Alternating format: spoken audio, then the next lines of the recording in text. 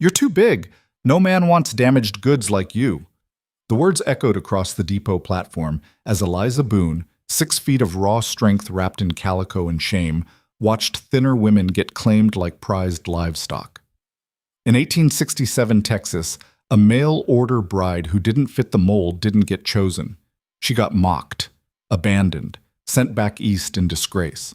But when a scarred rancher with dead eyes stepped through the jeering crowd and pointed directly at her, everything Eliza thought she knew about survival was about to shatter. This is her story.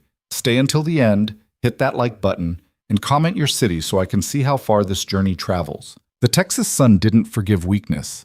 It beat down on the wooden platform outside Crawford's General Depot with the kind of relentless heat that made iron burn to touch and turned spit to dust before it hit the ground. Eliza Boone felt every degree of it through the heavy fabric of her traveling dress, dark blue wool that had seemed practical in St. Louis, but now clung to her like a punishment. She stood at the back of the line.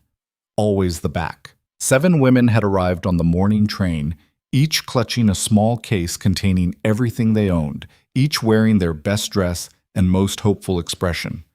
The mail-order bride business wasn't romantic. Everyone knew that. It was transaction, desperation meeting necessity, women with no prospects trading uncertainty in the East for hard labor in the West. Men who needed workers more than companions, paying for passage and promising marriage. Honest work for honest people, the advertisement said. Eliza had stopped believing in honesty around the same time she'd stopped believing mirrors told the truth. Next, called Thomas Crawford, the depot manager who doubled as informal matchmaker for this particular exchange.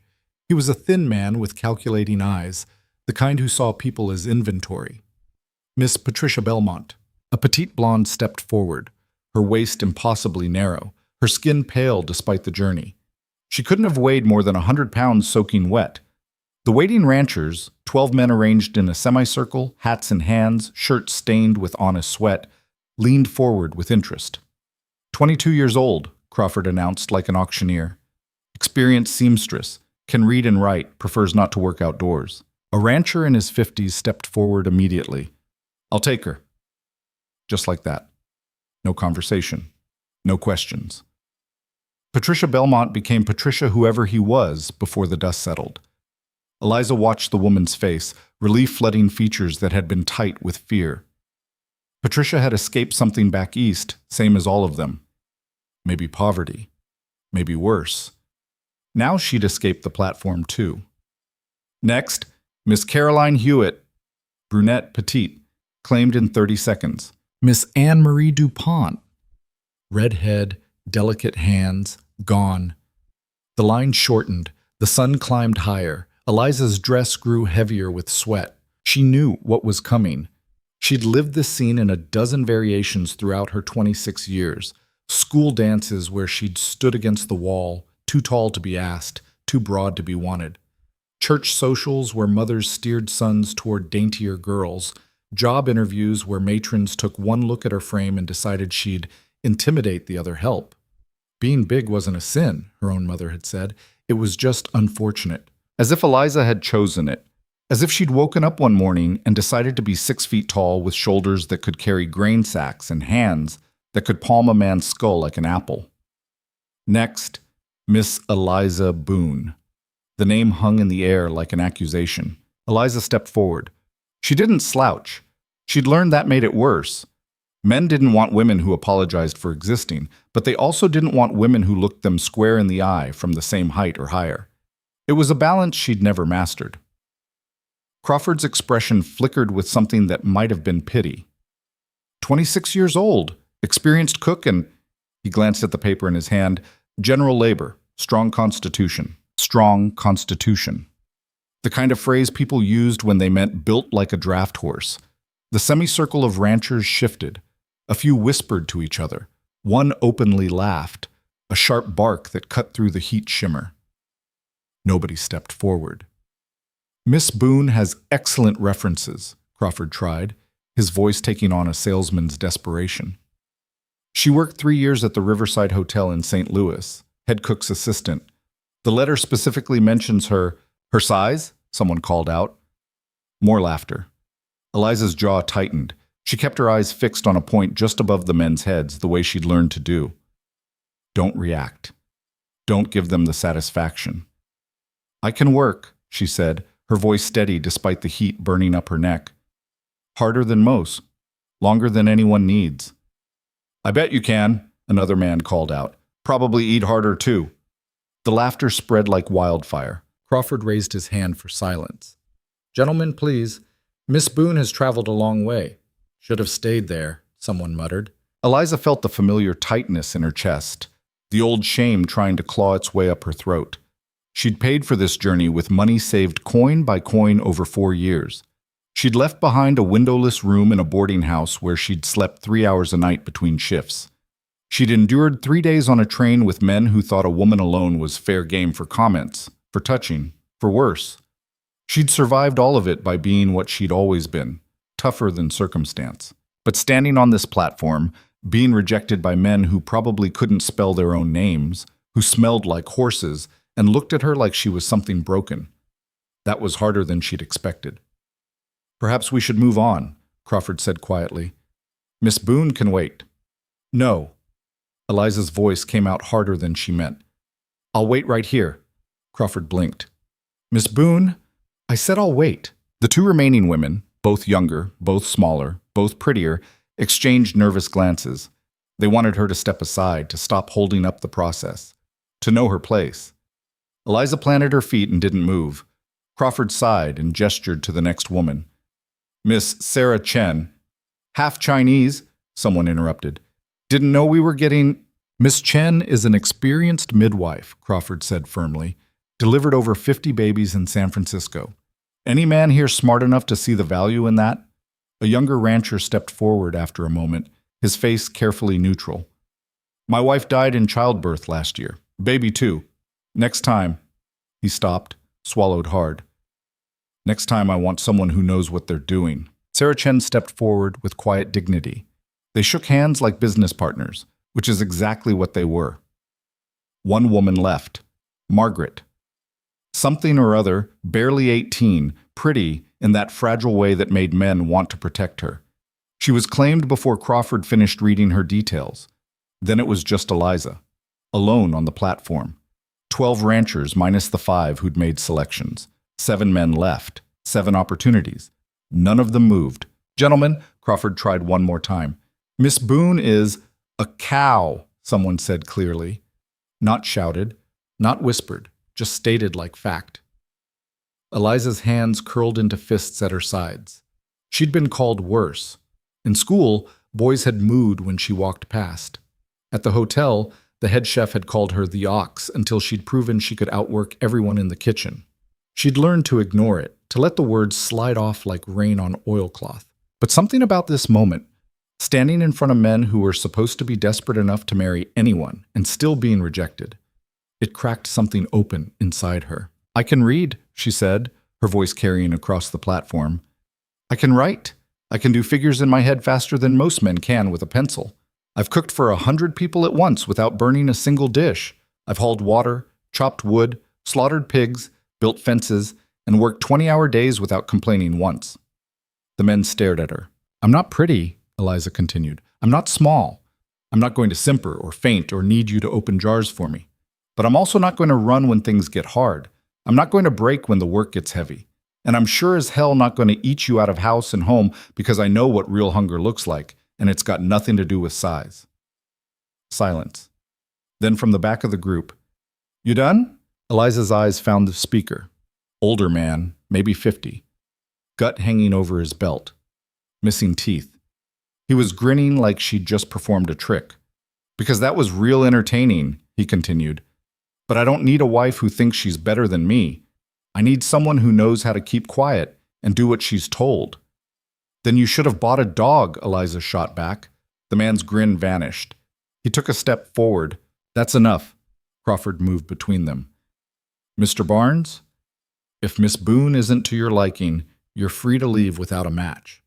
Barnes glared at Eliza for a long moment, then spat in the dust at her feet. No refund, right? Correct. Good. Wouldn't want to waste money on that. He jerked his head at Eliza like she was something stuck to his boot, then turned and walked away. 2 other men followed him, 4 left. The odds weren't improving. Crawford cleared his throat. Gentlemen, I understand Miss Boone isn't what you might have expected, but we expected a woman, one of the remaining men said. Not a... He gestured vaguely at Eliza, unable or unwilling to finish the sentence. I am a woman, Eliza said quietly. Barely. The word hit like a slap. Eliza had spent her whole life being told she was too much and not enough simultaneously. Too big, too strong, too opinionated. Not feminine, not gentle, not worthy. She'd built walls around the parts of herself that hurt, fortified them with anger and practicality and the kind of stubborn endurance that came from surviving things that should have broken her. But this, being reduced to barely in front of strangers, the wall cracked. You know what? Eliza heard herself say. I don't need this. Crawford turned to her, alarmed. Miss Boone, I paid for transport, not humiliation. She bent down, grabbed her case. There's got to be a train back east tomorrow. I'll wait. Miss Boone, please reconsider. Why? Eliza straightened up, case in hand. She looked directly at the 4 remaining men. So I can stand here while you lot decide whether I'm livestock worth purchasing? I've got more dignity than that. She turned toward the depot building. Wait. The voice came from outside the semicircle, deep, rough, like gravel scraped over iron. Eliza stopped but didn't turn around, footsteps in the dust. Heavy, measured, someone walking toward the platform, not away from it. Crawford's expression shifted to surprise. Mr. Cross, I didn't realize you were... I wasn't. Then what? I'll take her? The words dropped into silence like stones into water. Eliza turned slowly. The man standing at the edge of the platform wasn't part of the original group. He stood apart from them in every way that mattered. Older, maybe 40, with a face carved by wind and sun into something harder than it should be. Gray threaded through dark hair. A scar ran from his left temple to his jaw, pale against weathered skin. He wore canvas pants, a faded shirt, boots that had seen years of use. But it was his eyes that caught her. Dark, flat, like windows into an empty room. Mr. Cross, Crawford said carefully, you're not registered for today's... Don't need to be registered to make an offer. No, but there's paperwork and I'll pay double your commission if you make it happen in the next 10 minutes. Crawford's objections died. Money talked, especially double money. Eliza found her voice. I'm not a transaction, you can just... Those flat eyes turned to her. You were 30 seconds ago. I'm just changing the buyer. I decided not to sell. Because you thought nobody wanted you. He gestured at the remaining ranchers who were now watching this exchange like spectators at a dogfight. They don't. But I'm not them. It wasn't reassuring. Why? Eliza demanded. Why would you want... She stopped, hating how the question revealed her own doubts. Cross's expression didn't change. I need someone who can work, who won't break when things get hard. You just stood here and took their worst without crying or running. That's worth something. Worth what? Marriage, partnership, whatever you want to call it. He paused. I've got 300 acres 10 miles north, good water, decent soil, house needs work. Everything needs work. I can't pay wages, but I can offer food, shelter, and my name if that matters to you. It doesn't. The corner of his mouth might have twitched. Even better. Eliza studied him. No charm, no false promises, no pretense that this was anything other than what it was, a business arrangement between 2 people who'd run out of better options, honest in its way. What happened to your last wife? She asked. The emptiness in his eyes deepened. Died 2 years ago. How? Fever. You loved her? That's none of your business. It is if I'm expected to fill her shoes. Cross looked at her for a long moment. You couldn't. Different woman, different time, different version of me.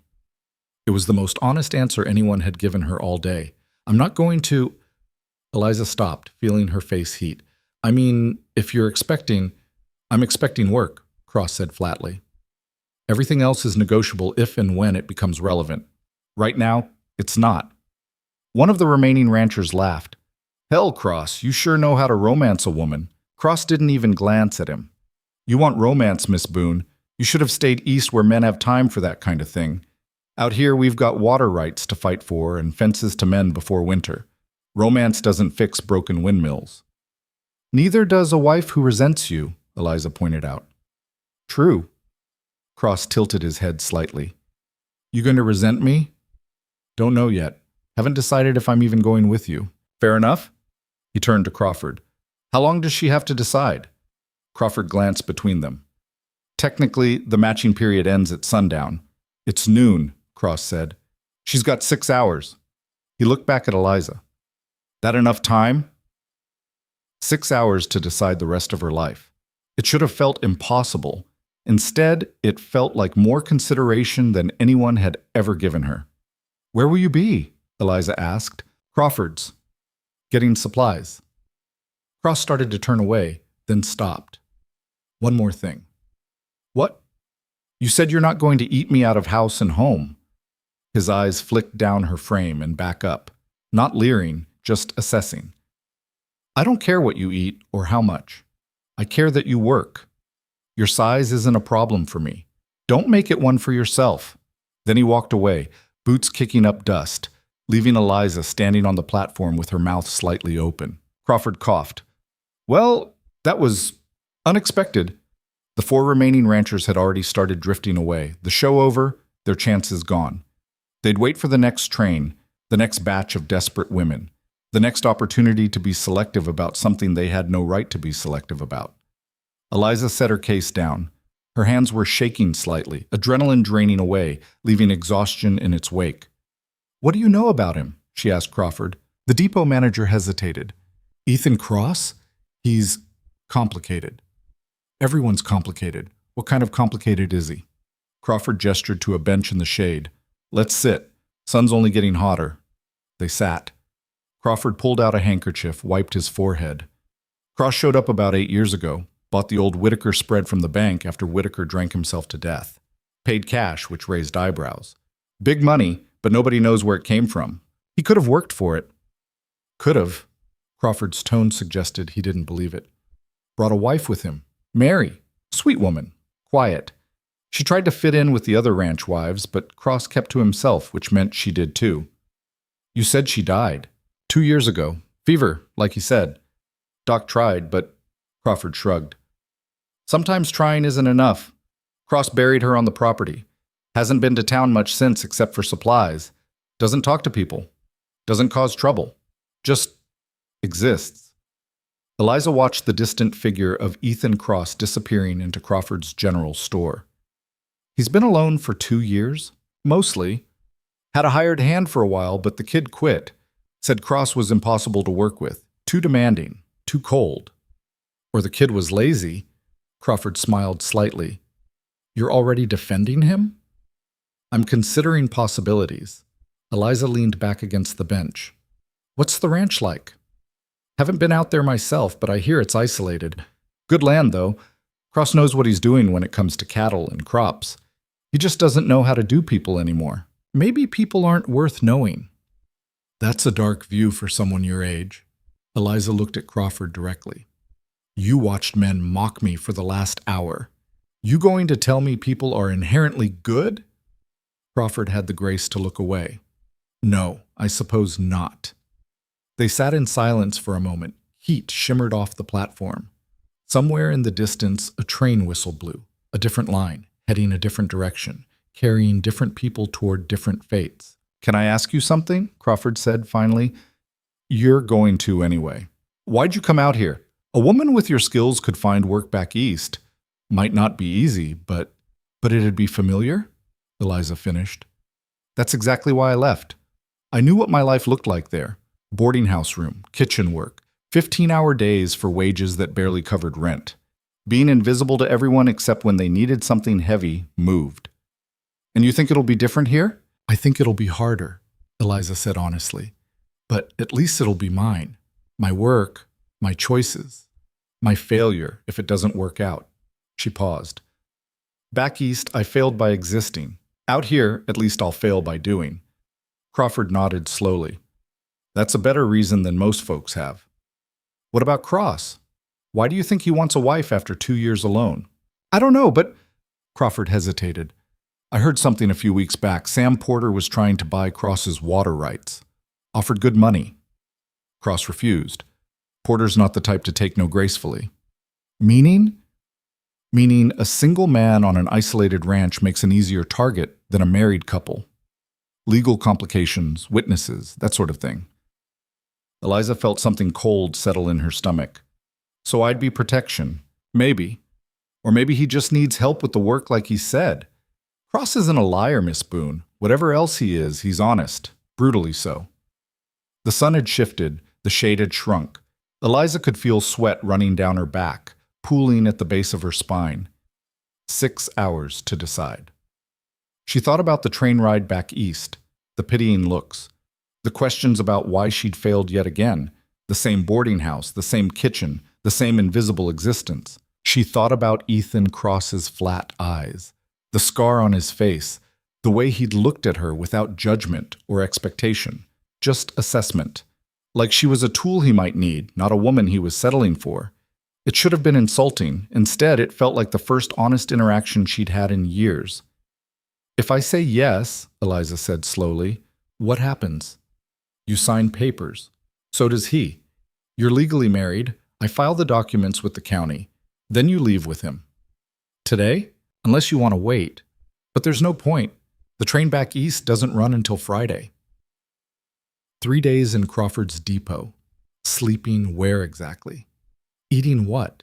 Spending money she didn't have while locals whispered about the big woman nobody wanted? Or 3 days on a ranch, working, proving herself, finding out if Ethan Cross's brutal honesty was something she could live with. Not much of a choice when she looked at it that way. I need to walk, Eliza said, standing up. Crawford stood too. Take your time, just be back before sundown if you're leaving with him. Eliza picked up her case and walked away from the platform. Not toward town. She could see the stairs already forming. Not toward the store where Cross was buying supplies. Just away. She found herself behind the depot, where the land opened up into scrub brush and distant hills. The earth here was different from St. Louis, harder, drier, unforgiving. She understood it immediately. This was land that didn't care about your past. It cared about what you could do right now, today, in this moment. It would kill you if you were weak and sustain you if you were strong. No middle ground, no mercy. Eliza had spent 26 years looking for mercy from a world that didn't have any to spare. Maybe it was time to stop looking. She set her case down, opened it. Everything she owned fit inside. 3 dresses, undergarments, a coat, a hairbrush, a small Bible her mother had given her that she'd never read, and a leather journal with exactly 1 entry from the day she'd left St. Louis, leaving behind everything familiar. Don't know what I'll find. Only know I can't stay. She touched the journal, then closed the case. The sun beat down, sweat dripped. Her dress clung uncomfortably. And somewhere in the distance, Ethan Cross was buying supplies for a ranch that needed work, preparing for a wife he'd chosen the way another man might choose a plow horse, based on capability, not appearance. It wasn't romantic, but Eliza had long since stopped believing in romance. She believed in work, in survival, in the stubborn refusal to give up even when everything suggested she should. And if Ethan Cross could look at her and see a worker instead of a failure, then maybe, just maybe, she could look at herself the same way. The decision, when it came, wasn't dramatic.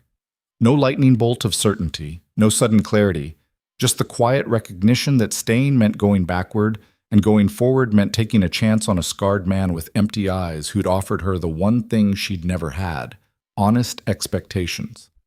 Eliza picked up her case and walked back toward the depot. Crawford saw her coming. So did Cross, who'd emerged from the general store with a loaded wagon and was checking the horses' harnesses. Their eyes met across the dusty space. Eliza didn't smile. Neither did Cross. She walked up to the wagon. What time are we leaving? Cross's hand stilled on the leather straps. Soon as the papers are signed. Then let's sign them. Crawford appeared with a folder of documents. Miss Boone, are you certain? No, Eliza said honestly, but I wasn't certain about coming west either, and I did it anyway. Certainty's overrated. Cross's mouth might have twitched again. You'll fit in fine. The papers were basic. Names, intent to marry, acknowledgement of terms. Eliza read every word carefully while Cross stood nearby, patient and silent. She noted that he was 41, that his property was registered as the Cross Ranch, that there were no debts listed against him. She signed her name in careful script, Eliza Boone. Cross signed his, Ethan Cross. Crawford witnessed both signatures, added his own, then handed them each a copy. You're legally married in the eyes of Texas law. Congratulations. No kiss? No celebration, no flowers or rice or well wishes, just paperwork and efficiency. Eliza folded her copy, tucked it into her case. That's it? That's it, Cross confirmed. He gestured to the wagon. You can put your case in the back. She did. The wagon was loaded with supplies: flour, sugar, coffee, rope, nails, fabric, ammunition. Practical items. Nothing decorative or unnecessary. Cross climbed into the driver's seat, then extended a hand to help her up. Eliza ignored it and climbed up herself. She was perfectly capable. Cross's hand dropped without comment. He picked up the reins. Mr. Cross? Crawford started. Crossford. We'll be back in town in a month for more supplies, Cross said. Send word if anything needs attention before then. Then he snapped the reins, and the wagon rolled forward. Eliza looked back once. The depot was already shrinking in the distance. The platform where she'd stood looked smaller than she remembered. The people who'd mocked her were gone, scattered to whatever lives they were building. She was leaving it all behind. When she turned forward again, there was nothing ahead but empty road and open sky and a silent man who'd chosen her for reasons she didn't fully understand yet. The wagon creaked. The horses plodded steadily. Heat pressed down like a physical weight. After 20 minutes of silence, Eliza spoke. You really don't talk much. No. That going to be a problem? Is it one for you? Don't know yet. Cross nodded once, accepting the answer. Another mile passed. Dust rose behind them. The town disappeared completely. Why'd you really choose me? Eliza asked. Cross was quiet so long she thought he wasn't going to answer. Then, saw you stand there and take everything they threw at you without breaking. Saw you almost leave, then decide to stay and fight anyway. That's not common. Fighting's easy when you've got nothing to lose. No, Cross said flatly. Fighting's hardest when you've got nothing to lose because nothing means you also got nothing to fight for. You had something, just didn't know what it was yet. Eliza looked at him, really looked. The scar, the weathered skin, the hands that gripped the reins with calluses earned through years of hard work. What was it? She asked. What did I have? Cross's eyes stayed on the road. Yourself. Even when they tried to take it, something in Eliza's chest loosened. Not much, just enough to let her breathe a little easier. What happened to your face? She asked. War. Which side? Does it matter? Might. Cross glanced at her briefly. I fought for Texas, against the Union. We lost. I lived. Came back to nothing. He turned his attention back to the horses. Some scars show, some don't. I've got both. So do I. I know. The acknowledgement sat between them like a treaty. They rode in silence for another hour. The landscape shifted gradually. More scrub, fewer trees, earth that looked increasingly hostile to anything soft or weak. Finally, Cross spoke again. Ranch is another hour. We'll get there before dark. You'll have your own room. House has two. I'll show you around tomorrow. Tonight, just settle in. What do you need me to do? For work, I mean. Everything, Cross said simply. Cooking, cleaning, laundry, garden work, animal care, fence repair. Whatever needs doing, you'll do it. I'll teach you what you don't know. What if I can't do something? Then you'll learn, or we'll figure out a different way. He paused. I don't expect perfect. I expect effort. Eliza nodded. Effort she could give. Perfection had always been out of reach anyway. The sun started its descent toward the horizon, painting the sky in shades of orange and red. The heat broke slightly. The horses seemed to sense they were getting close, their pace picking up. Then, in the distance, Eliza saw it. A house. Small. Single story. Weathered wood that had once been painted white but had faded to gray. Barn beyond it. Corral. Windmill turning slowly in the breeze, Not impressive, not grand, but standing, surviving. Cross guided the wagon up a rutted path toward the house. As they got closer, Eliza could see the details. Missing shutters, sagging porch steps, weeds growing where a garden should be. "Told you it needed work," Cross said. "You weren't lying." He brought the wagon to a stop in front of the house, set the brake, jumped down. This time, when he offered his hand, Eliza took it, not because she needed help, but because refusing seemed petty. His grip was strong, calloused, brief. "Come on," he said. "I'll show you inside." The house was dim and dusty. 2 rooms, like Cross had said, one clearly his bedroom, the door half open showing an unmade bed and sparse furnishings. The other closed. Cross opened it. The room was empty except for a narrow bed frame without a mattress and a small dresser missing 2 drawers. "It was storage for a while," Cross said without apology. "There's a mattress in the barn. Needs airing out, but it's usable. I'll bring it in after I unload the wagon." Eliza stepped inside. Dust motes floated in the fading light coming through a cracked window. The floor was bare wood, scarred and stained. The walls needed paint. It was the first room that had ever been entirely hers. "It's fine," she said. Cross nodded and left her there. Eliza set her case on the floor, then sat on the bed frame. The wood creaked but held. Through the window, she could see Cross unhitching the horses, moving with practiced efficiency. This was her life now. This room, this house, this ranch, this man. No going back, no second chances. Just forward, into whatever came next. She heard Cross moving around outside, heard the horses being led to the barn, heard the wagon being repositioned. And in the silence between sounds, Eliza Boone, now Eliza Cross, though the name felt strange, made herself a promise. She would not break. She would not run. She would not give anyone the satisfaction of being right about her. She would work until her hands bled if necessary. She would prove that being chosen last didn't mean being worth less.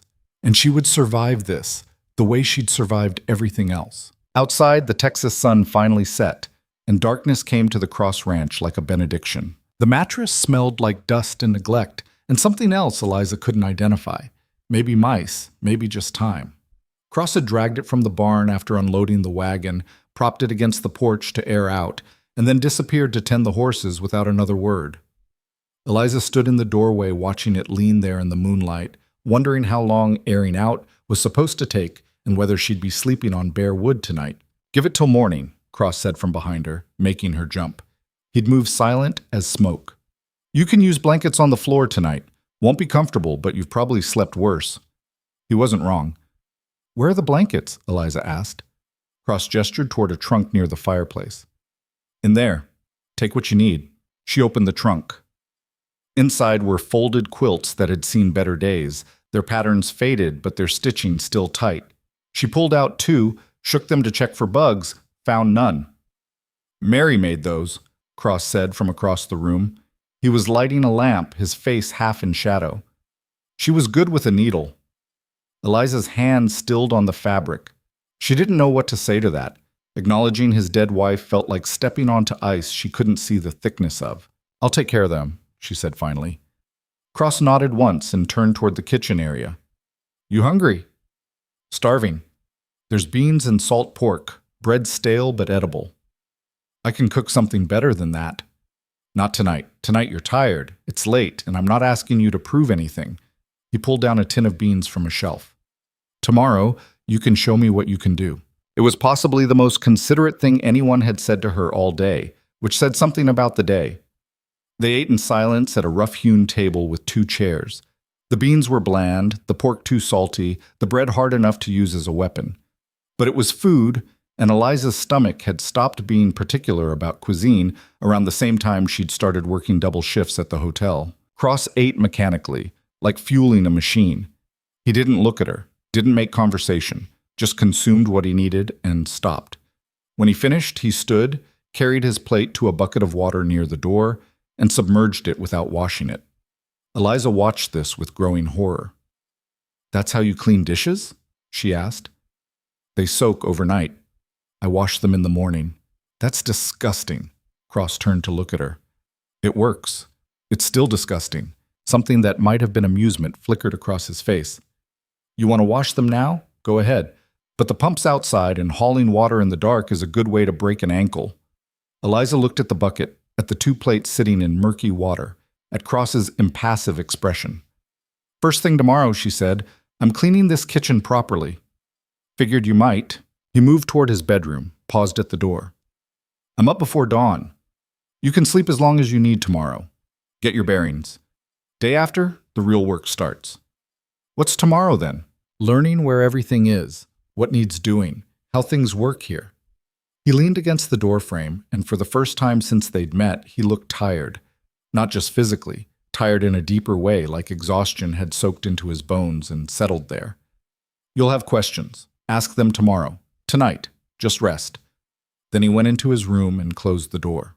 Eliza sat alone at the table, listening to the house settle around her. Wood creaking, wind pushing against walls. Somewhere outside, an animal called out. Coyote, maybe, or something else she didn't recognize yet. She washed her own plate in the bucket because leaving it felt wrong, then carried the blankets to her empty room. The floor was hard and unforgiving. The blankets helped, but not much. She lay in the darkness, still wearing her dress because she had nothing else, and undressing felt too vulnerable, and stared at the ceiling she couldn't see. This was her wedding night. No celebration, no expectations, no intimacy, just two strangers in separate rooms sleeping in a house that felt more like a truce than a home. Eliza closed her eyes and willed sleep to come. It didn't, not for a long time. She woke to silence and pale light and the realization that Cross had been right. She was exhausted. The sun was already well up, which meant she'd slept past dawn for the first time in years. She sat up, her back aching from the hard floor, and listened. Nothing.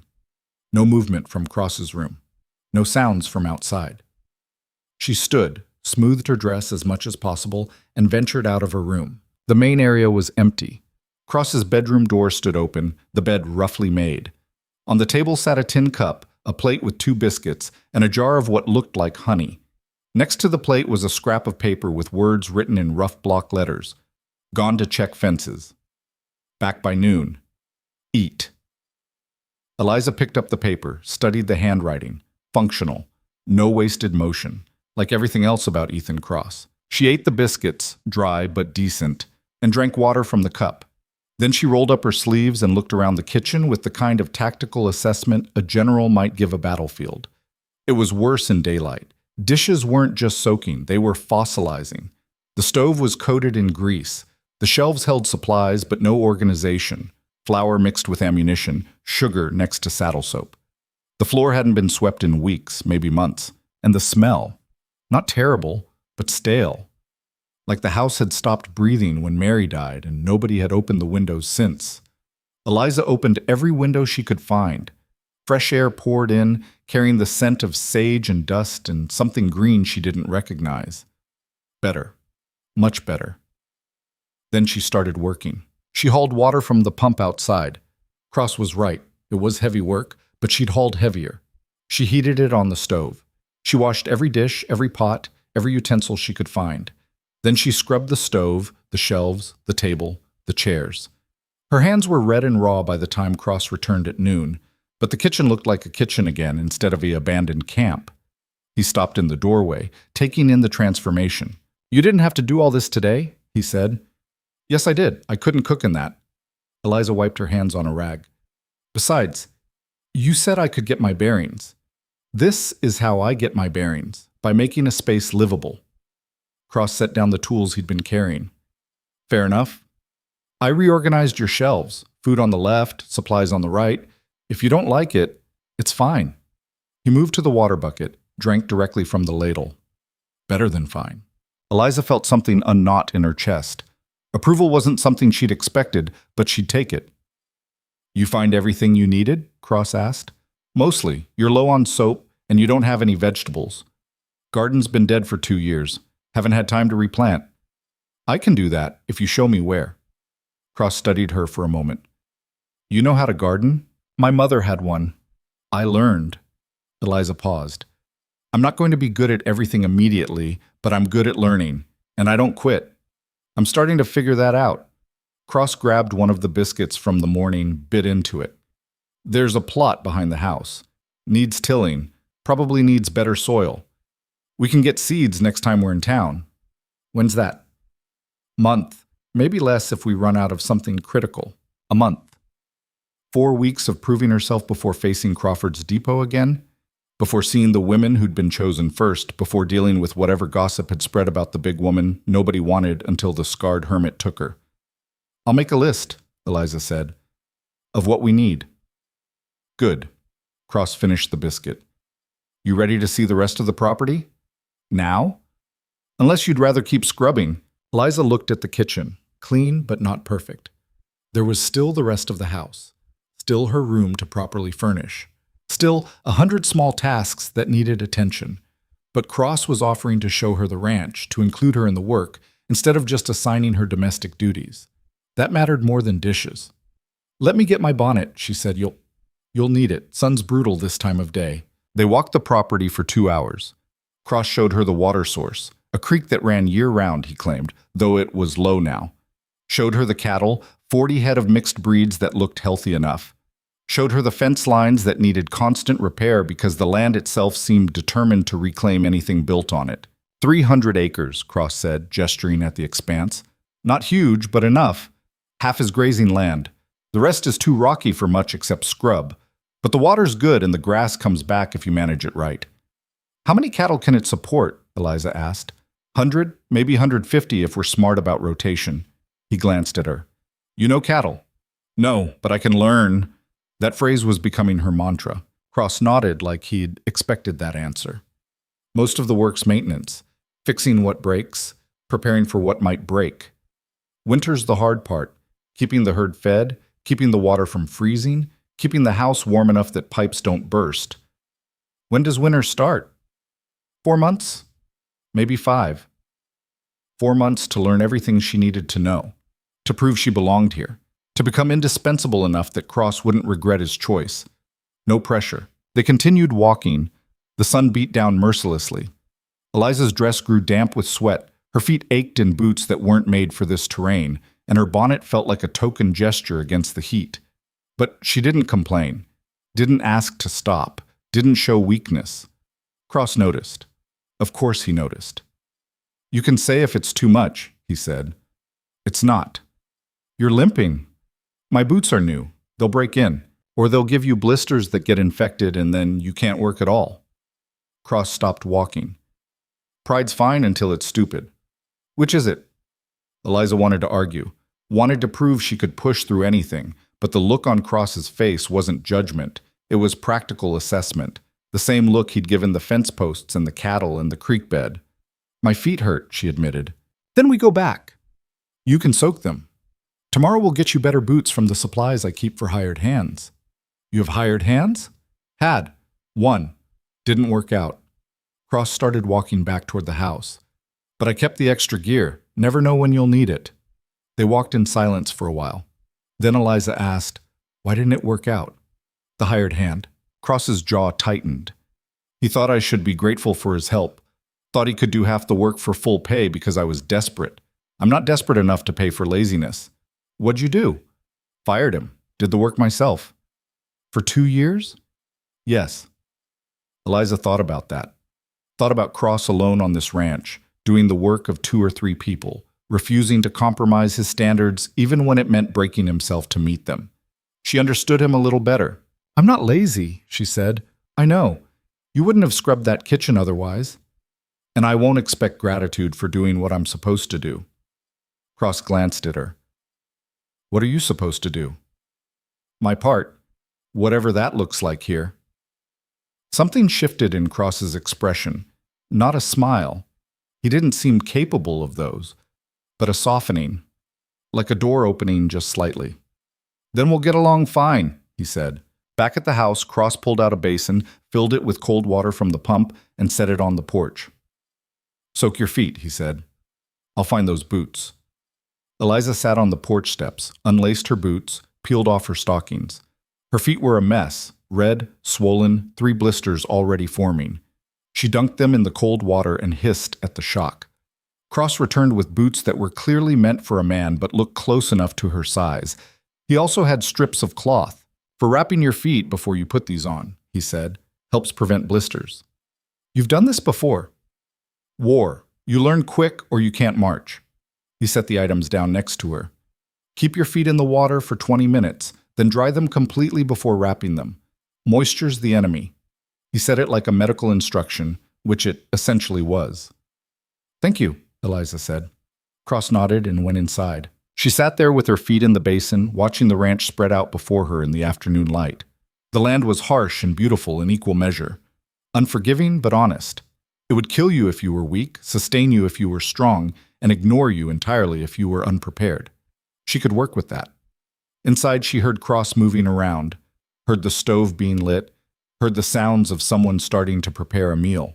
When she went back inside 20 minutes later, feet dried and wrapped, Cross had ingredients laid out on the clean counter. Figured I'd start dinner, he said. Unless you want to. Eliza looked at what he'd pulled out. More beans, more salt pork, an onion that had seen better days. I want to, she said, but not with that. It's what we have. Then we need to be more creative. She moved to the shelves, started pulling down items. Flour, the last of the sugar. Some dried apples she'd found in a tin. When's the last time you had something that wasn't beans and pork? Cross thought about it. Can't remember. That's a crime. She worked quickly, her hands remembering motions from years in the hotel kitchen. She made biscuits from scratch, proper ones. She fried the salt pork with the onion to render out fat and build flavor. She stewed the dried apples with a little sugar and water until they were soft and sweet. It wasn't fancy, but it was better than what Cross had been eating. When she set the plate in front of him an hour later, he stared at it like she'd performed magic. It's just food, Eliza said. It's the first real meal I've had in 2 years. He ate slowly, deliberately, like he was trying to remember how food could taste when someone cared about making it. Eliza ate too, pleased with how it had turned out despite limited ingredients. You weren't lying, Cross said finally, about being able to cook. I told you I worked in a hotel kitchen. People lie about their skills all the time. I don't. Cross met her eyes. No, I don't think you do. They finished eating. Cross actually washed his plate this time instead of just dunking it in the bucket. Eliza noticed but didn't comment. As the sun set, Cross lit lamps and they sat at the table with the last of the coffee. Tell me about the water rights, Eliza said. Cross's expression shuddered. What about them? Crawford mentioned someone tried to buy yours. Sam Porter. Crawford talks too much. Maybe, but if I'm living here, I should know if there's trouble. Cross was silent for a long moment, his fingers drumming against the tin cup. Then he sighed.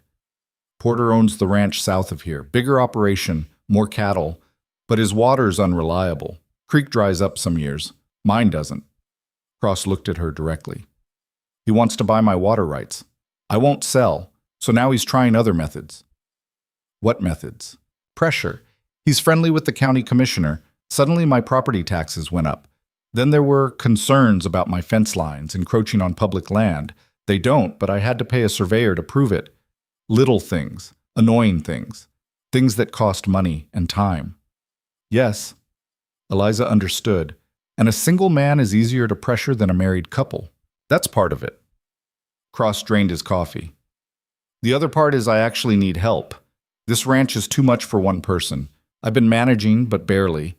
Another year and I'd have to sell or let it fall apart. So you killed 2 birds with 1 stone, got help and got protection. That's one way to look at it. Is there another way? Cross set down his cup. I could have hired another hand. Could have kept refusing Porter until he got bored or died. Could have done a lot of things that didn't involve marrying a stranger. But you didn't? No. Why not? The question hung between them. Outside, cicadas had started their evening song. The lamps cast flickering shadows on the walls. Because I'm tired of being alone, Cross said quietly. Not lonely. Alone. There's a difference.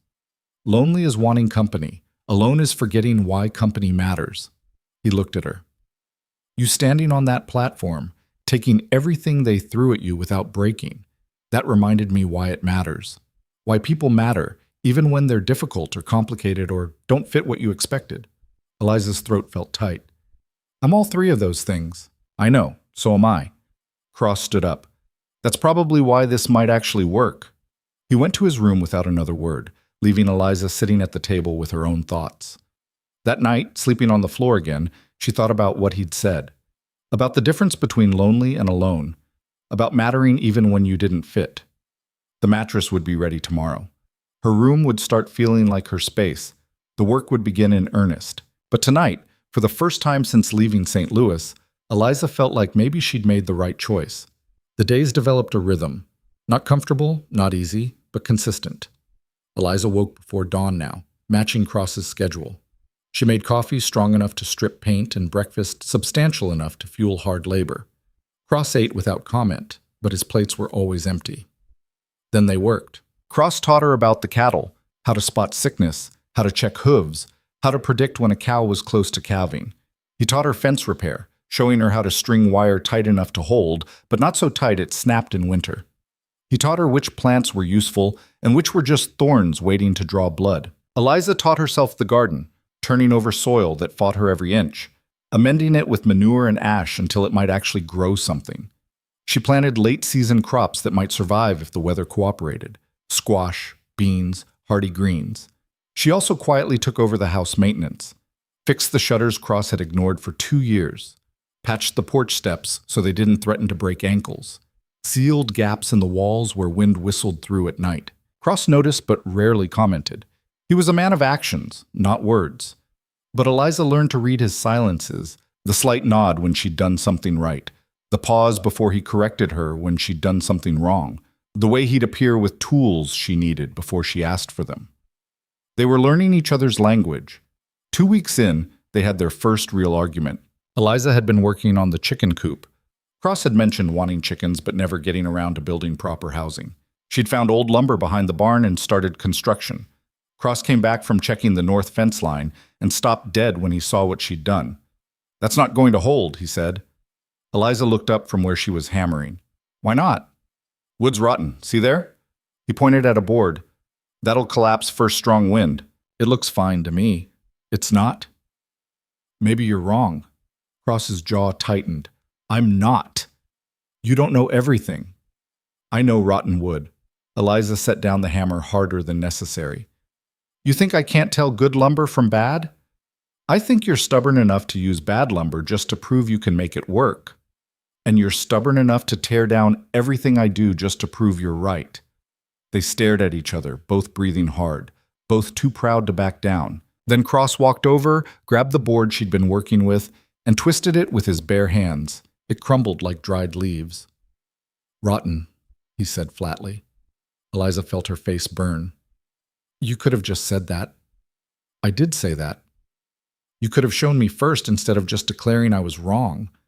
Cross's expression shifted. "You're right. I could have."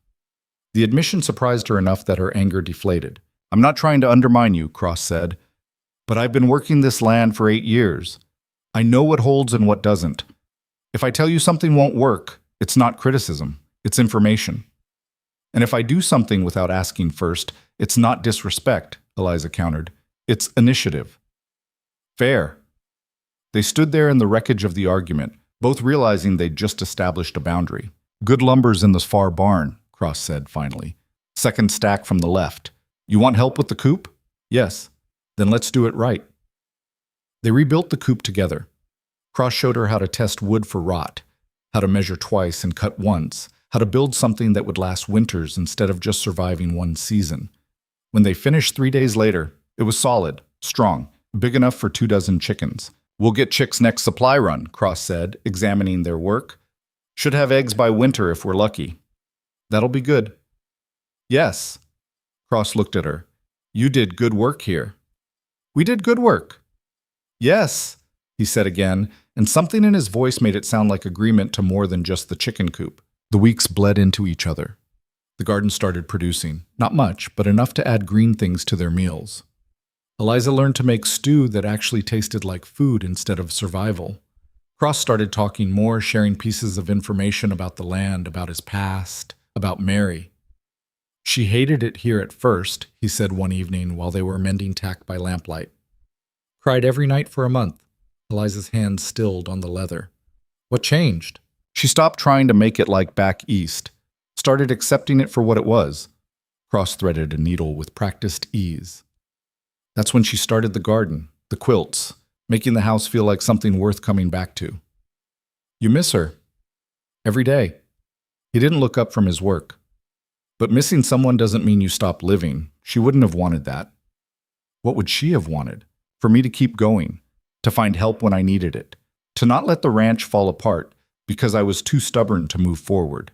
He tied off a knot. To let someone else sleep in that room instead of keeping it like a shrine. Eliza understood then. The empty room hadn't been storage.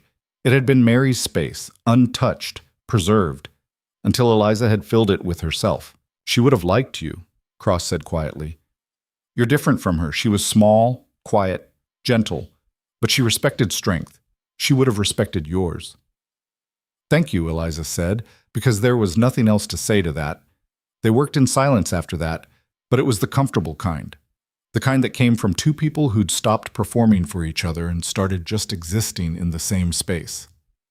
3 weeks in, neighbors arrived. Eliza was in the garden when she heard horses.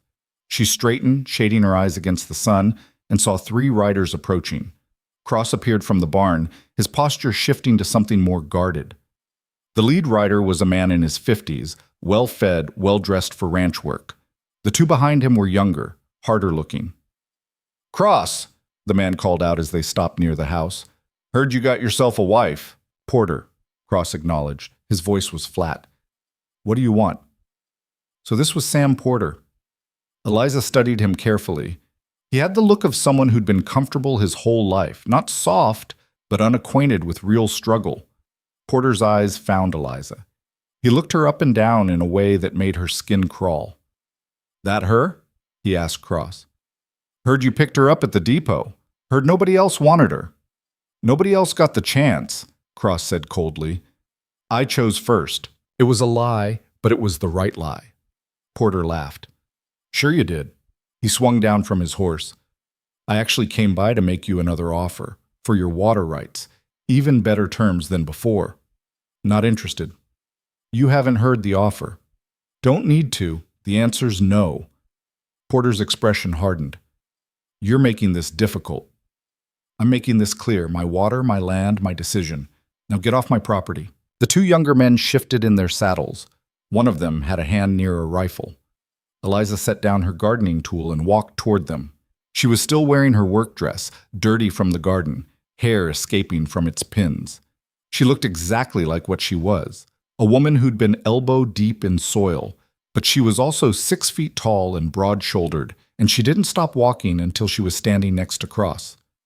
"My husband told you to leave," she said evenly. Porter looked at her with amusement. "Did he now?"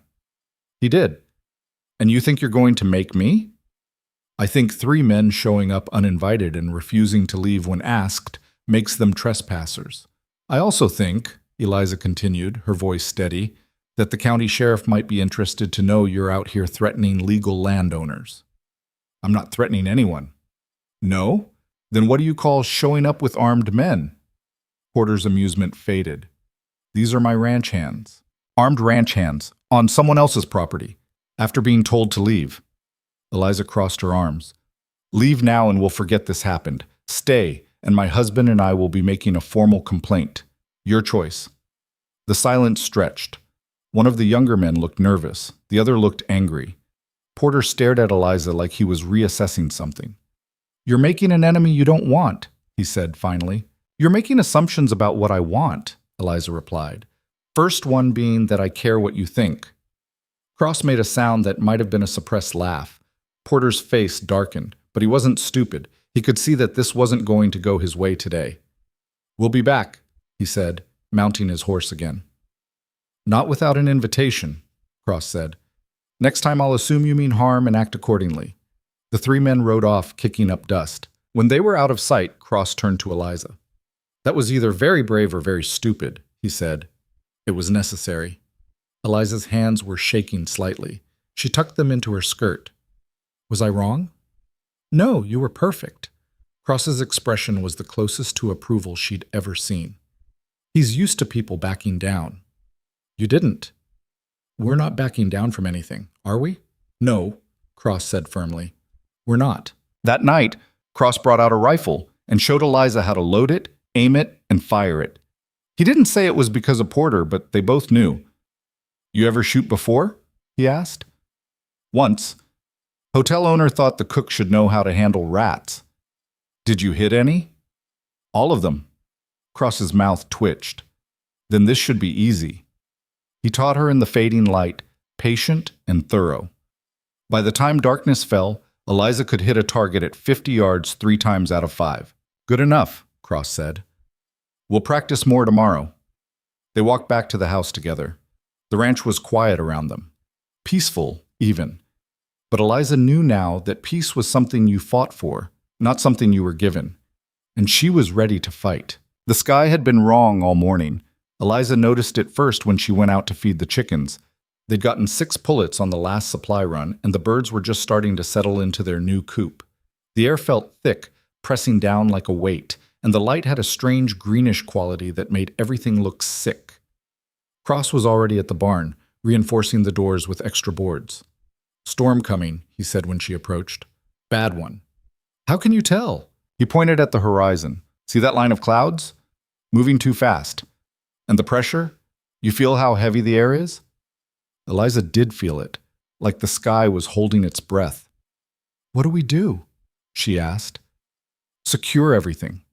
Get the cattle into the near pasture where we can reach them quick if we need to.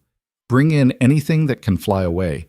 Fill every container we have with water in case the well gets contaminated." Cross handed her a hammer. "And pray the house holds together." They worked for 3 hours straight.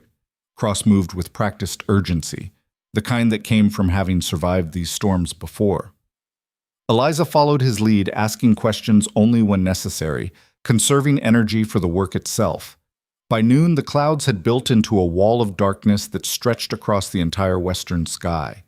The wind picked up, gusting hard enough to tear at Eliza's skirt and send tumbleweeds skittering across the yard like panicked animals. "Inside," Cross said. "Now." They'd barely closed the door when the first drops hit, huge, heavy, violent. Within seconds, it was a deluge. Rain hammered the roof so hard that conversation became impossible without shouting. Cross moved through the house, checking windows, testing shutters, making sure everything that could be secured was secured. "How long does this last?" Eliza yelled over the noise. "Could be an hour, could be all night." Cross pulled out 2 lanterns, lit them both. "But this isn't the dangerous part yet." "What's the dangerous part?" As if in answer, the wind changed. It went from straight gusts to something that seemed to come from everywhere at once, battering the house from all sides. The walls creaked. Something outside, a shutter, maybe, or part of the barn, tore loose with a sound like a gunshot.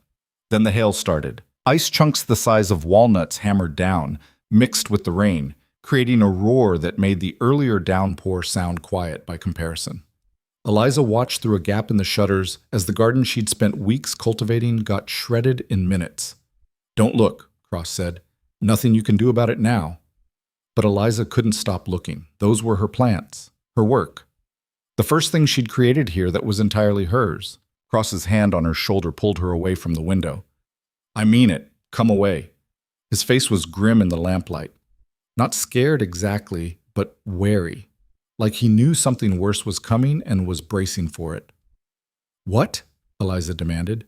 "What is it?" Before he could answer, the wind changed again. This time it didn't just gust. It screamed. A sound Eliza had never heard before. High and terrible, like the earth itself was being torn apart. The house shuddered. Dust rained down from the ceiling. One of the shutters ripped completely off its hinges and vanished into the storm. "Cellar," Cross said. "Now." "What about now?" He grabbed her arm and hauled her toward a door she'd barely noticed before, set into the floor near the fireplace. Easy to miss if you weren't looking for it. Cross threw it open, revealing wooden stairs descending into darkness. "Get down there," he ordered. Eliza climbed down. The stairs were steep and narrow, clearly built for smaller people than her. Cross came down behind her, pulling the door shut over their heads. Darkness swallowed them. Then he lit a match, found a candle stub on a shelf, coaxed it to life. The cellar was tiny, maybe 8 feet by 8 feet, with a dirt floor and stone walls that wept moisture. Supplies lined crude shelves, canned goods mostly, and what looked like emergency water. A few blankets rolled in the corner. This was a survival space, nothing more. Above them, the wind howled like something alive. "Is it a tornado?" Eliza asked. She'd heard of them, but never experienced one. "Probably." Cross was listening to the storm, his head tilted. "We'll know in a minute." The sound intensified.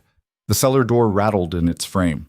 Eliza heard timber snapping, heard what might have been the barn roof tearing away, heard the wind take everything that wasn't nailed down and throw it like toys. The candle flickered. Cross cupped his hand around it. They sat on the dirt floor, backs against the stone wall, and waited. "How long?" Eliza asked. "However long it takes." Not helpful, but probably accurate. The storm raged overhead. Eliza tried to picture what was happening to the house, to the outbuildings, to everything they'd worked to secure. Tried to imagine how much damage could be done in minutes by wind that sounded like it was trying to claw through the earth itself to reach them. Cross's shoulder pressed against hers. In the tiny space, they had no choice but to be close. Eliza could feel him breathing, feel the tension in his muscles as he tracked the storm by sound alone. "You scared?" he asked quietly. "Yes." "You?" "Yes." The admission surprised her. Cross never seemed scared of anything. "Mary died in the house during a storm," he said. "Not like this, just regular rain, but she was sick with fever and I couldn't get to town for the doctor because the creek flooded. By the time it went down enough to cross, she was gone." Eliza's throat tightened. "I'm sorry. I stayed with her for 2 days after. Didn't want to leave her alone, even though—" He stopped. "Even though she wasn't there anymore. Just her body. That's not morbid. That's love." Cross turned to look at her in the candlelight. "Is it? You think it's not? I think I should have tried harder to get across that creek. Should have risked it. You might have died too. Might have saved her." Eliza understood then. The flatness in his eyes, the distance he kept, the way he'd let the house fall into disrepair. It wasn't just grief. It was guilt. "You can't know that," she said firmly. "And even if you could, beating yourself up for 2 years doesn't change what happened. No, it doesn't."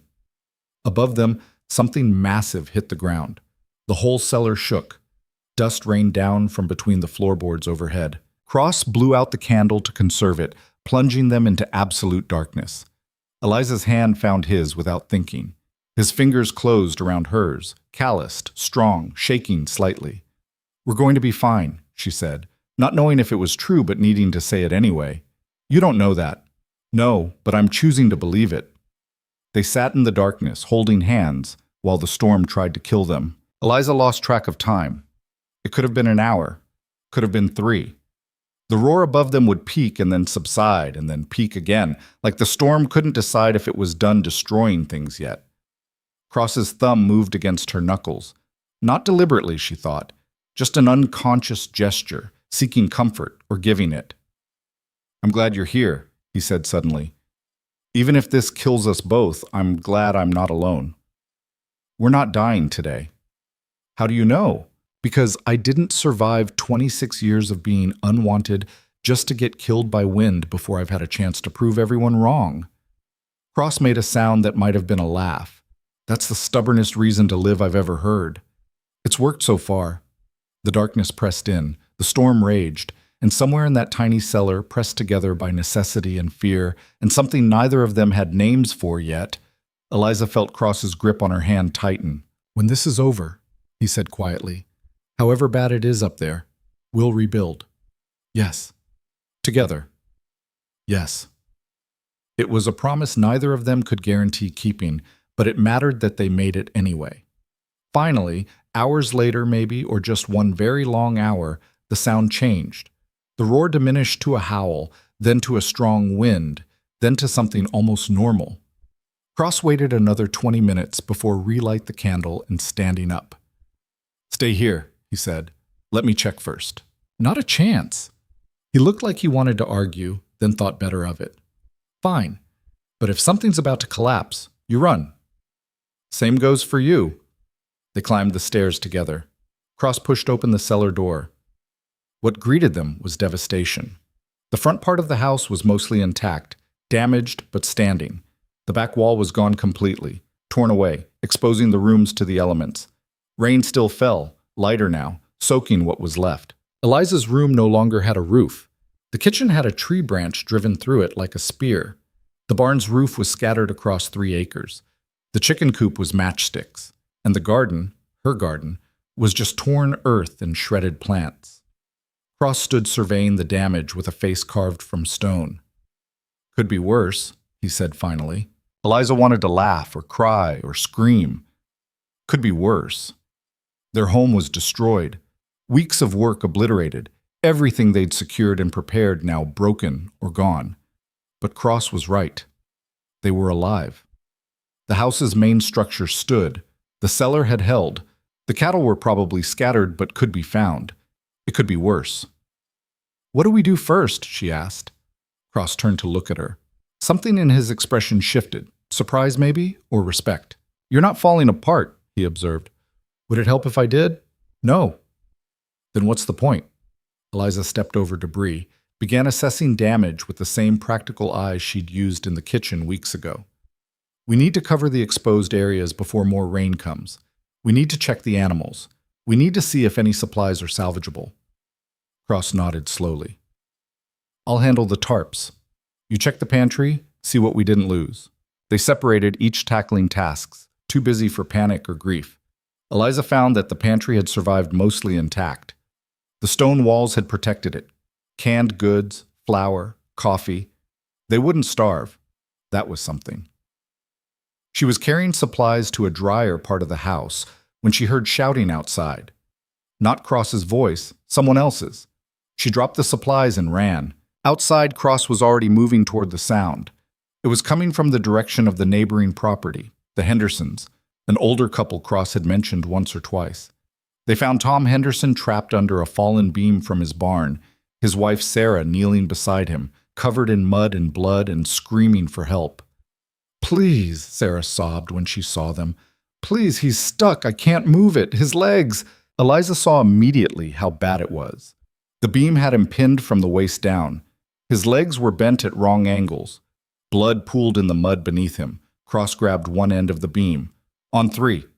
We lift." Sarah pulls him out. "It's too heavy," Sarah said, her voice breaking. "Then we'll lift harder," Eliza said, positioning herself at the other end.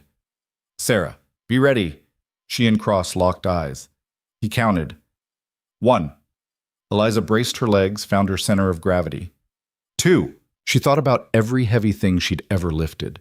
Every barrel, every sack of grain, every burden she'd carried because people assumed she could carry more. 3. They lifted. The beam was impossibly heavy, waterlogged, and massive. Eliza felt something in her back protest, felt her arms scream, felt her entire body rebel against the weight. She lifted anyway. Cross's face went red with effort. His scars stood out white against his skin. The veins in his neck bulged. The beam rose an inch, 2 inches. "Pull him," Cross grated out. Sarah grabbed her husband under the arms and dragged. He screamed, a sound that would haunt Eliza's dreams, but he moved. "Almost," Sarah gasped. Tom's legs cleared the beam with inches to spare. Eliza and Cross dropped it. The beam slammed back into the mud with a wet thud. Cross collapsed to his knees, breathing like he'd run miles. Eliza bent over, hands on her thighs, her vision spotting. But they'd done it. Tom was free. Sarah was crying, cradling her husband's head. "He's bleeding so much." Eliza forced herself upright and moved to examine him. Both legs were broken, compound fractures from the look of it, bone visible through torn flesh on the right leg. He was going into shock, his skin clammy and pale. "We need to stabilize those breaks and stop the bleeding," Eliza said, "or he's dead before we can get him to a doctor." "The creek's flooded," Cross said between gasps for air. "Can't get to town. Won't be able to for days." "Then we do it ourselves." Sarah looked at Eliza with desperate hope. "You know how?" "I know the theory," which was true. She'd read about it in a medical text at the hotel, borrowed from a doctor who'd stayed there. Reading about setting bones and actually doing it were very different things. But different or not, it was all they had. "Cross, I need straight branches, strong ones, about this long." Eliza gestured the length she needed. "And rope or cloth for binding." Sarah, boil water if you can, as much as you can manage. They scattered to their tasks while Eliza knelt next to Tom Henderson. His eyes were half closed, his breathing shallow. Mr. Henderson, she said clearly, can you hear me? A weak nod. I'm going to set your legs. It's going to hurt worse than anything you've ever felt. But if I don't do it, you'll lose them. Understand? Another nod. Good. Eliza looked at the wounds. The bleeding wasn't arterial. If it was, he'd already be dead. But it was bad enough that she needed to work fast. Cross returned with branches and rope. Sarah had a pot of water heating over a salvaged fire. Eliza tore strips from her own dress. It was already ruined, and she needed clean cloth. She used the hot water to clean the wounds as best she could, then examined the breaks. The left leg was simpler, a clean break of the tibia, no bone protruding. The right was the problem. The femur had snapped and torn through muscle. I have to realign the bone, Eliza said, before I can splint it. Cross understood immediately what that meant. I'll hold him. He positioned himself at Tom's head and shoulders, bracing the man's upper body. Sarah held his hand, whispering reassurances that might have been prayers. Eliza took hold of Tom's right leg, one hand above the break, one below. I'm sorry, she said. Then she pulled. Tom's scream split the air. He thrashed against Cross's hold. Sarah sobbed. Eliza felt the bone resist, then slowly, agonizingly, slide back into alignment. Not perfect. She wasn't a surgeon, but better. Straight enough that it might heal right instead of leaving him crippled. She splinted it quickly with the branches and rope, binding it tight. Then the left leg, still terrible, but easier since the bone was already aligned. By the time she finished, her hands were shaking and covered in blood. Tom had passed out from the pain, which was a mercy. He needs a real doctor, Eliza said, soon as the creek goes down. He'll make it that long, Sarah asked. I don't know, but he's got a better chance now than he did 10 minutes ago. They moved Tom into what was left of his house. Enough structure remained to provide shelter. Sarah refused to leave his side. Eliza and Cross walked back toward their own property as the sun began to set. The storm had passed completely now, leaving behind a sky that was almost mockingly clear. Where did you learn to do that? Cross asked. I didn't. I just knew someone had to try. Eliza looked at her bloody hands. I might have crippled him. Or you saved his life. We don't know which yet. Cross stopped walking and turned to face her. You didn't hesitate. Sarah was screaming, Tom was dying, and you just took control. What else was I supposed to do? Run, panic, freeze. Cross's eyes held something Eliza couldn't quite read. Most people would have done any of those. You didn't. I'm not most people. No, Cross said quietly. You're not. They stood there in the fading light, exhausted and filthy and surrounded by destruction. Eliza realized that Cross was looking at her the way he'd looked at her that first day on the platform, assessing. But this time, what he saw seemed to satisfy something deeper. We should get back, Eliza said. See what we can salvage before dark. Cross nodded, but he didn't move immediately. Thank you. For what? For being someone I can rely on when everything goes to hell. It was the closest thing to a compliment Eliza had ever received from him. Maybe the closest thing to a compliment she'd ever received from anyone. You can always rely on me, she said. Even when I'm wrong or stubborn or doing things I don't know how to do, I won't quit on you. I know. They walked back together. The ranch looked like a battlefield, buildings damaged, fences down, debris everywhere. It would take weeks to rebuild, maybe months, but they were alive, and they were together. And somehow, standing in the ruins of everything they'd built, Eliza felt more certain of her place here than she ever had before. That night, they slept in the main room since the bedrooms were uninhabitable. Cross gave Eliza the better blankets and took the floor without comment. They were too exhausted to do more than collapse. But before sleep took her, Eliza heard Cross speak from across the dark room. You were right, he said. About what? We didn't die today. Eliza smiled into the darkness.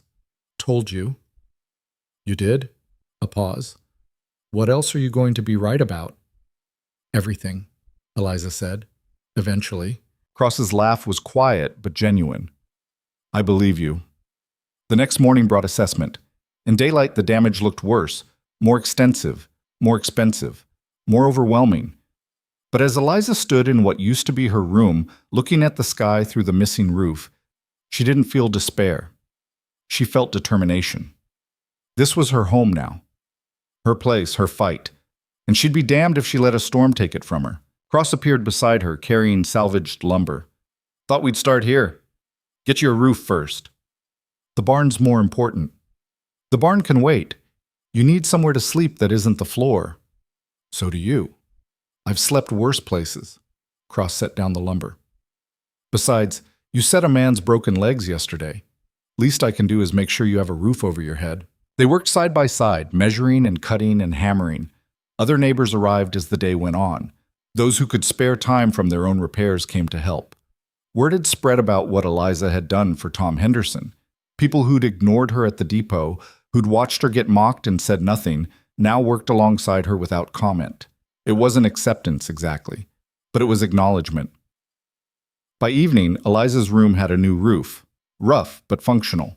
She stood in the doorway, looking at the space that was slowly becoming home again. Cross leaned against the frame. It'll do until we can do better. It's perfect. It's functional. There's a difference. Eliza turned to look at him. You know what I learned today? What? Perfect doesn't matter. Functional does. Standing does. Surviving does. She gestured at the room, at the ranch beyond. This isn't perfect. Neither are we. But we're still here. Cross held her gaze. Yes, we are. Something passed between them in that moment. Understanding, maybe, or recognition. The acknowledgement that they'd survived something together that would have broken either of them alone. Eliza, Cross said, and it was the first time he'd used her given name instead of just addressing her directly. Yes? I'm glad I chose you. The words settled into her chest like stones dropping into water, solid, real, permanent. I'm glad you chose me too, she said, and for the first time since arriving in Texas, Eliza believed it completely. The rebuilding happened in pieces, slow and stubborn as everything else in their lives. Cross spent 3 days reconstructing the barn roof with help from neighbors who owed him favors or just understood that disasters didn't respect property lines. Eliza replanted what she could of the garden, working with salvaged seeds and cuttings from Sarah Henderson, who'd appeared one morning with a basket and red eyes. Tom's fever broke last night, Sarah had said, her voice shaking. Doctor finally made it across the creek yesterday. Said whoever set those legs knew what they were doing, said another hour and Tom would have lost both of them to gangrene. Eliza had felt the weight lift off her chest slightly.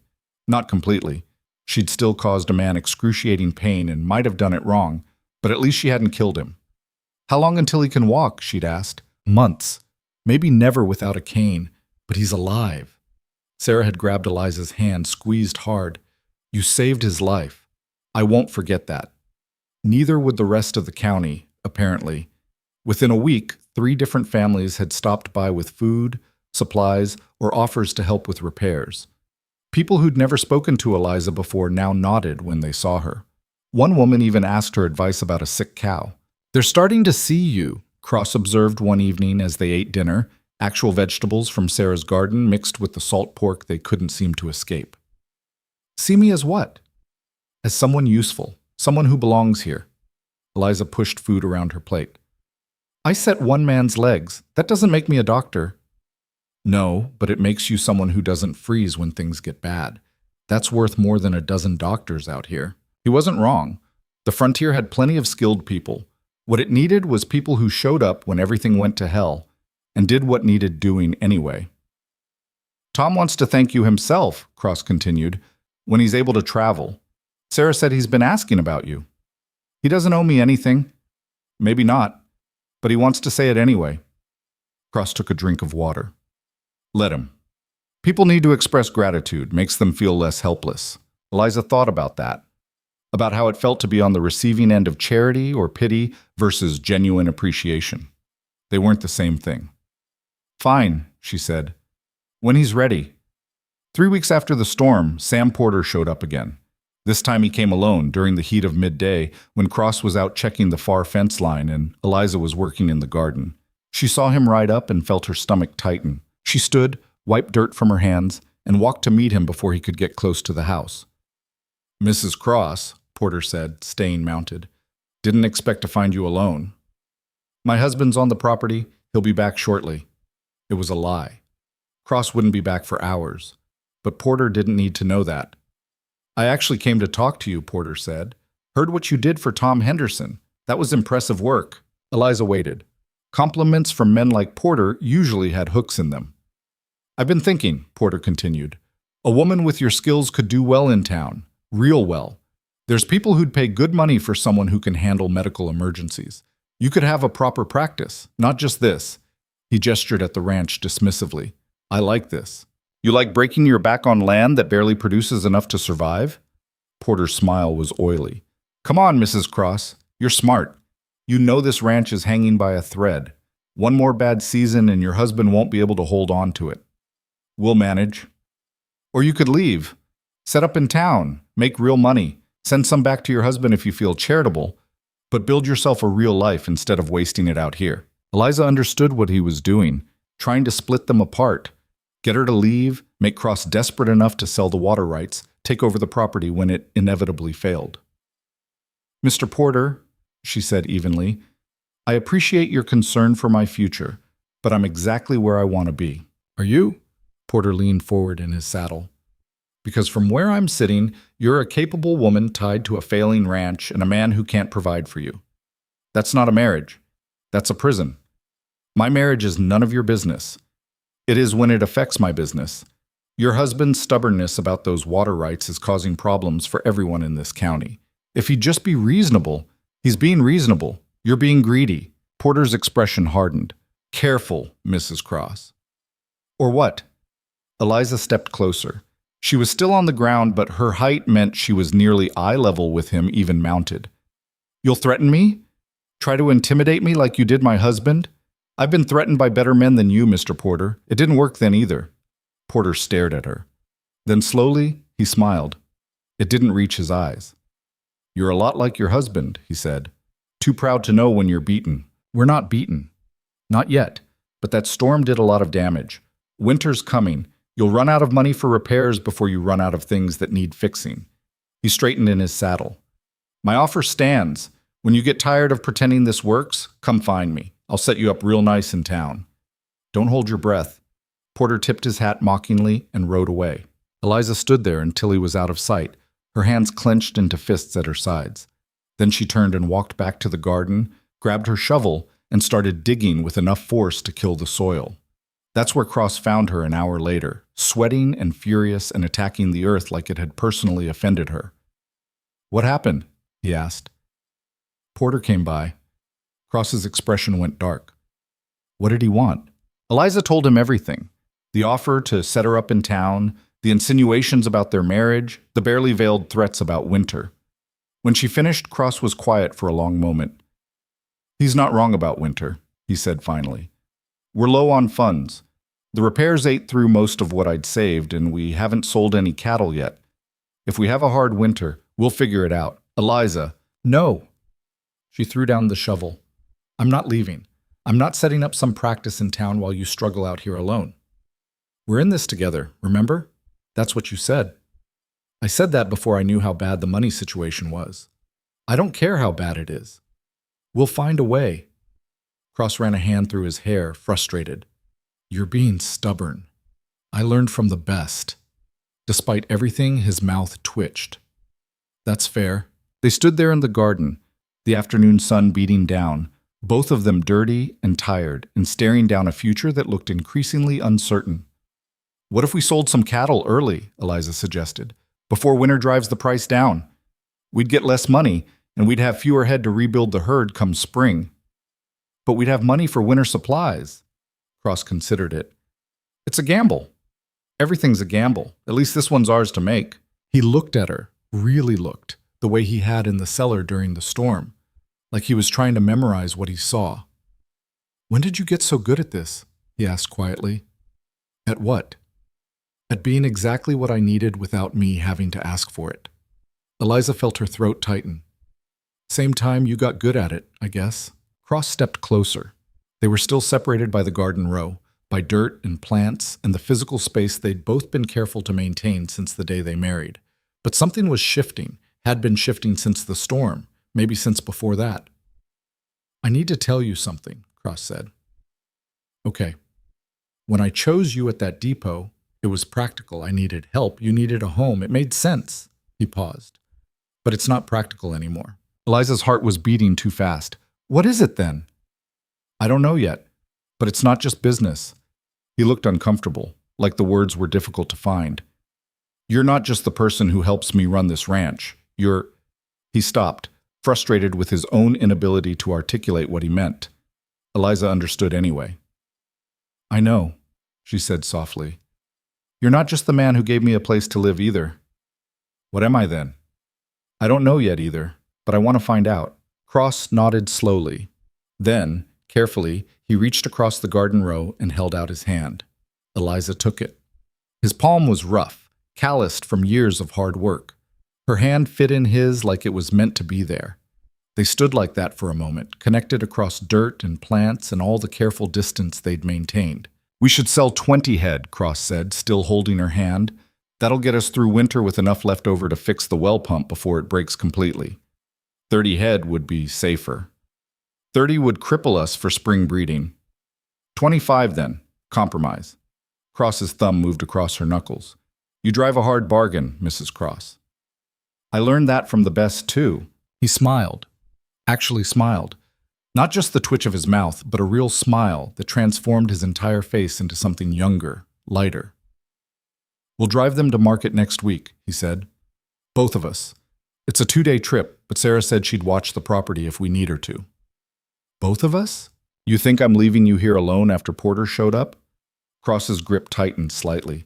Not happening. Besides, you should see how cattle trading works. You're part of this operation now. Part of this operation.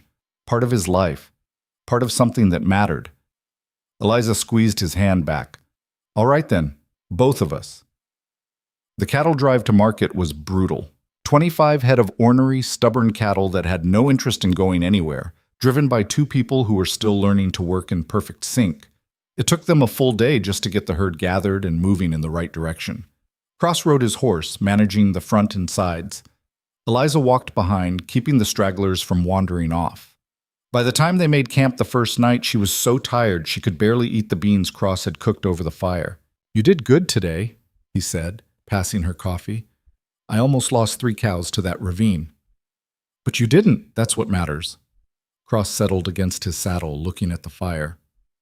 Mary used to come on these drives with me. First year we were married, she thought it would be romantic. Was it? She cried for 6 hours straight the first day and said she'd never been so miserable in her life. He smiled at the memory. By the 3rd drive, she was better at it than me, could spot a wandering cow before I even knew it had left the herd. Eliza drank her coffee, letting him talk. He rarely mentioned Mary anymore, and when he did, it was like watching him handle something fragile. She would have liked you, Cross said.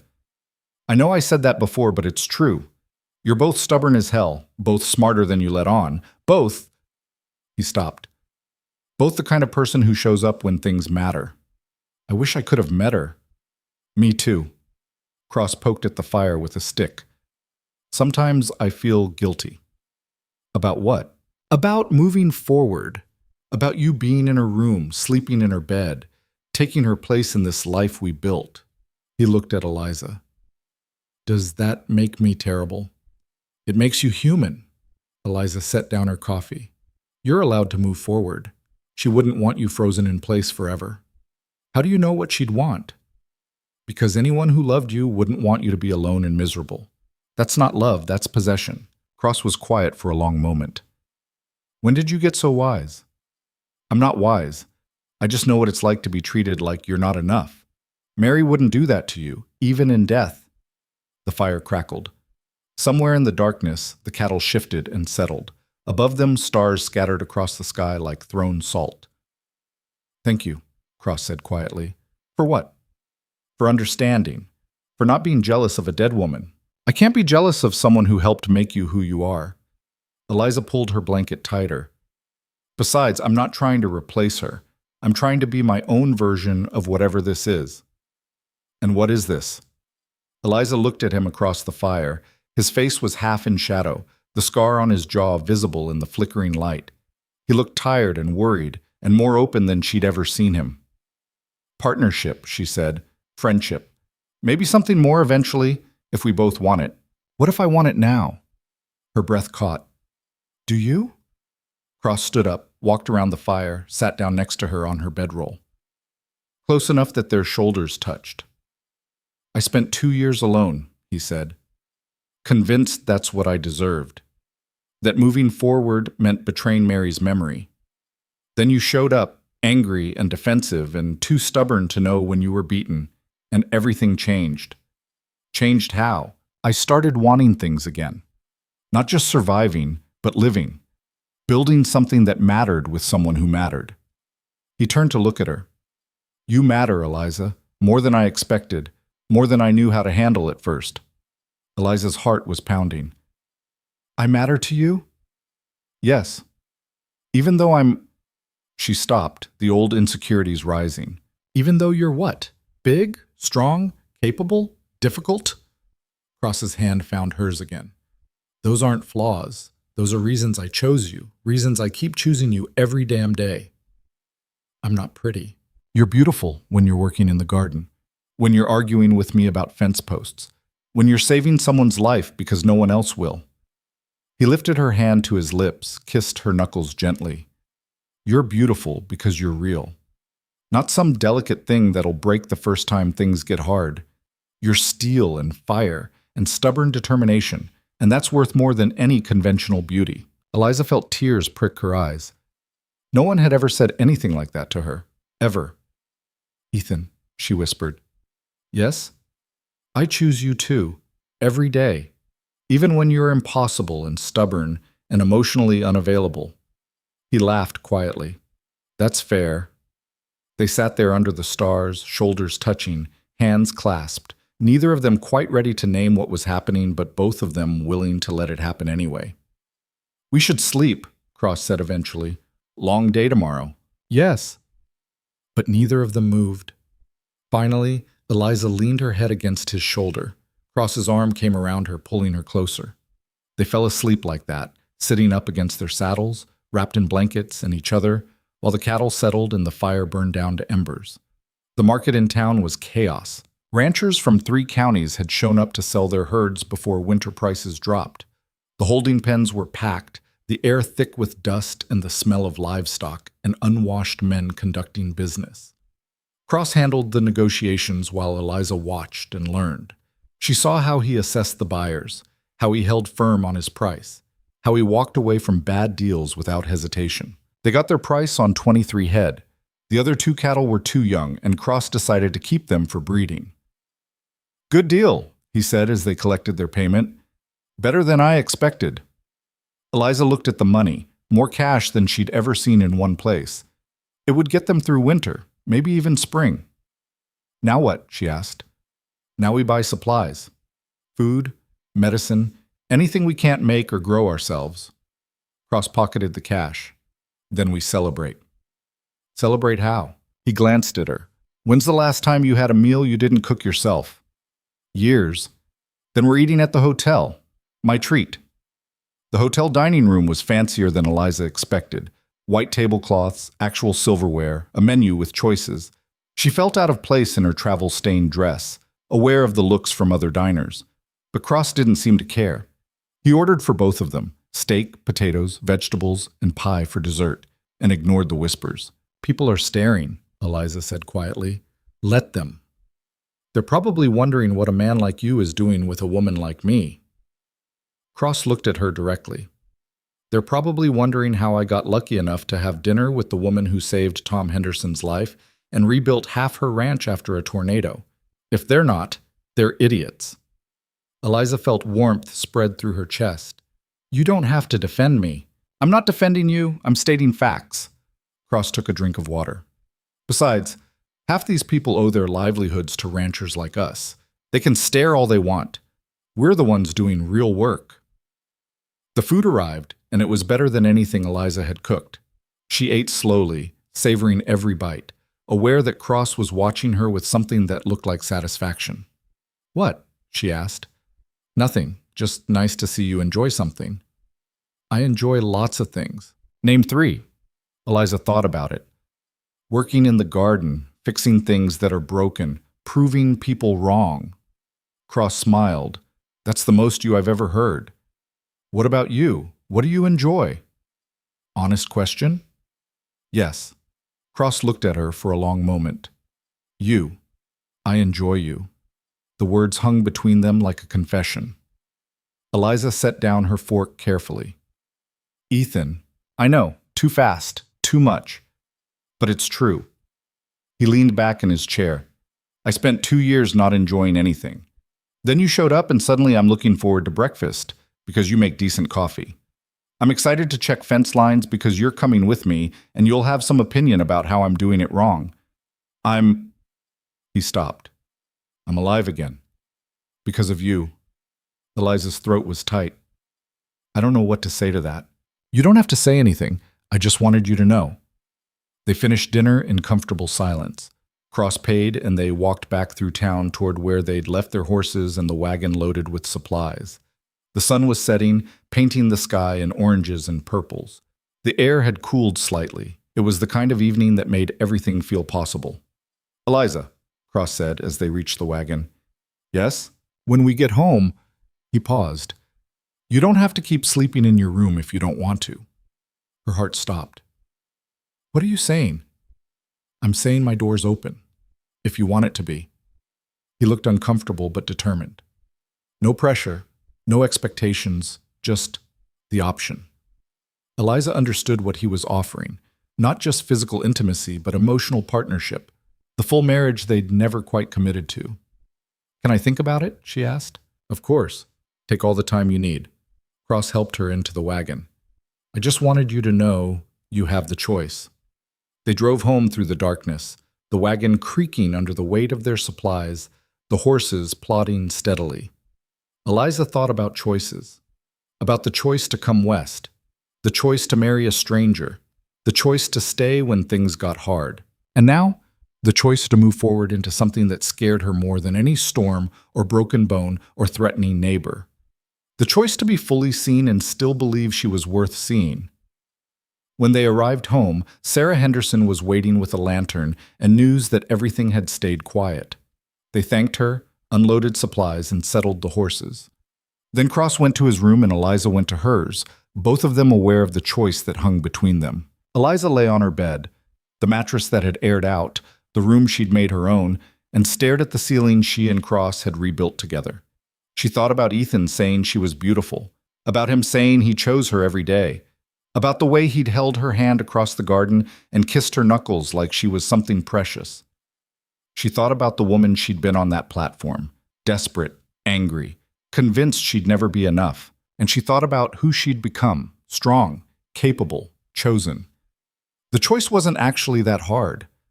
Eliza stood up, smoothed her nightdress, and walked across the main room to Cross's door. She knocked softly. "Come in," he said. She opened the door. Cross was sitting on the edge of his bed, still dressed, like he'd been waiting. When he saw her, something in his expression shifted, hope, maybe, or relief. "I choose you," Eliza said simply. "Every day, starting now." Cross stood up. "You're sure?" "I've never been more sure of anything." He crossed the room in 3 steps and pulled her into his arms. Not roughly, not desperately, just holding her, like she was exactly what he'd been missing and he'd finally found it. Eliza wrapped her arms around him and held on just as tightly. "I love you," Cross said into her hair. "I probably shouldn't say it this soon, but I do." Eliza's eyes burned with tears. "I love you too." It wasn't perfect. They were both damaged, both difficult, both carrying scars that would probably never fully heal. But it was real and honest, and theirs. And that was enough. Winter came early that year, arriving in October with frost that killed what remained of the garden and winds that found every gap in the repaired walls. But the house was warmer than it had been in years. Eliza woke each morning in Ethan's bed, their bed now, with his arm around her waist and the certainty that she belonged exactly where she was. It wasn't the romantic fantasy she'd read about in books borrowed from the hotel library back in St. Louis. It was better. It was real. They fought about small things. Ethan thought she used too much firewood. Eliza thought he didn't seal the windows properly. He left his boots in the doorway where she tripped over them. She reorganized his tools without telling him where anything went. But they also actually laughed, which seemed impossible some days when the wind howled, and the cattle needed constant attention, and the money from the cattle sale stretched thinner than either of them wanted to admit. "We're going to make it," Eliza said one morning while making breakfast. Snow had fallen overnight, blanketing everything in white. Ethan looked up from the harness he was mending. "You sound sure." "I am sure. We've survived everything else. Winter's just another challenge." "Winter kills people out here." "Not us." Eliza set a plate in front of him. Eggs from the chickens that had finally started laying, biscuits, preserved jam from Sarah Henderson. "We're too stubborn to freeze." Ethan smiled and pulled her down into his lap. "You're definitely too stubborn. I learned from you. I'm taking that as a compliment." "You should." Eliza kissed him quickly, then stood up. "Eat. We've got fence posts to check before the next storm hits." They worked together through the short winter days, their movements synchronized by months of partnership.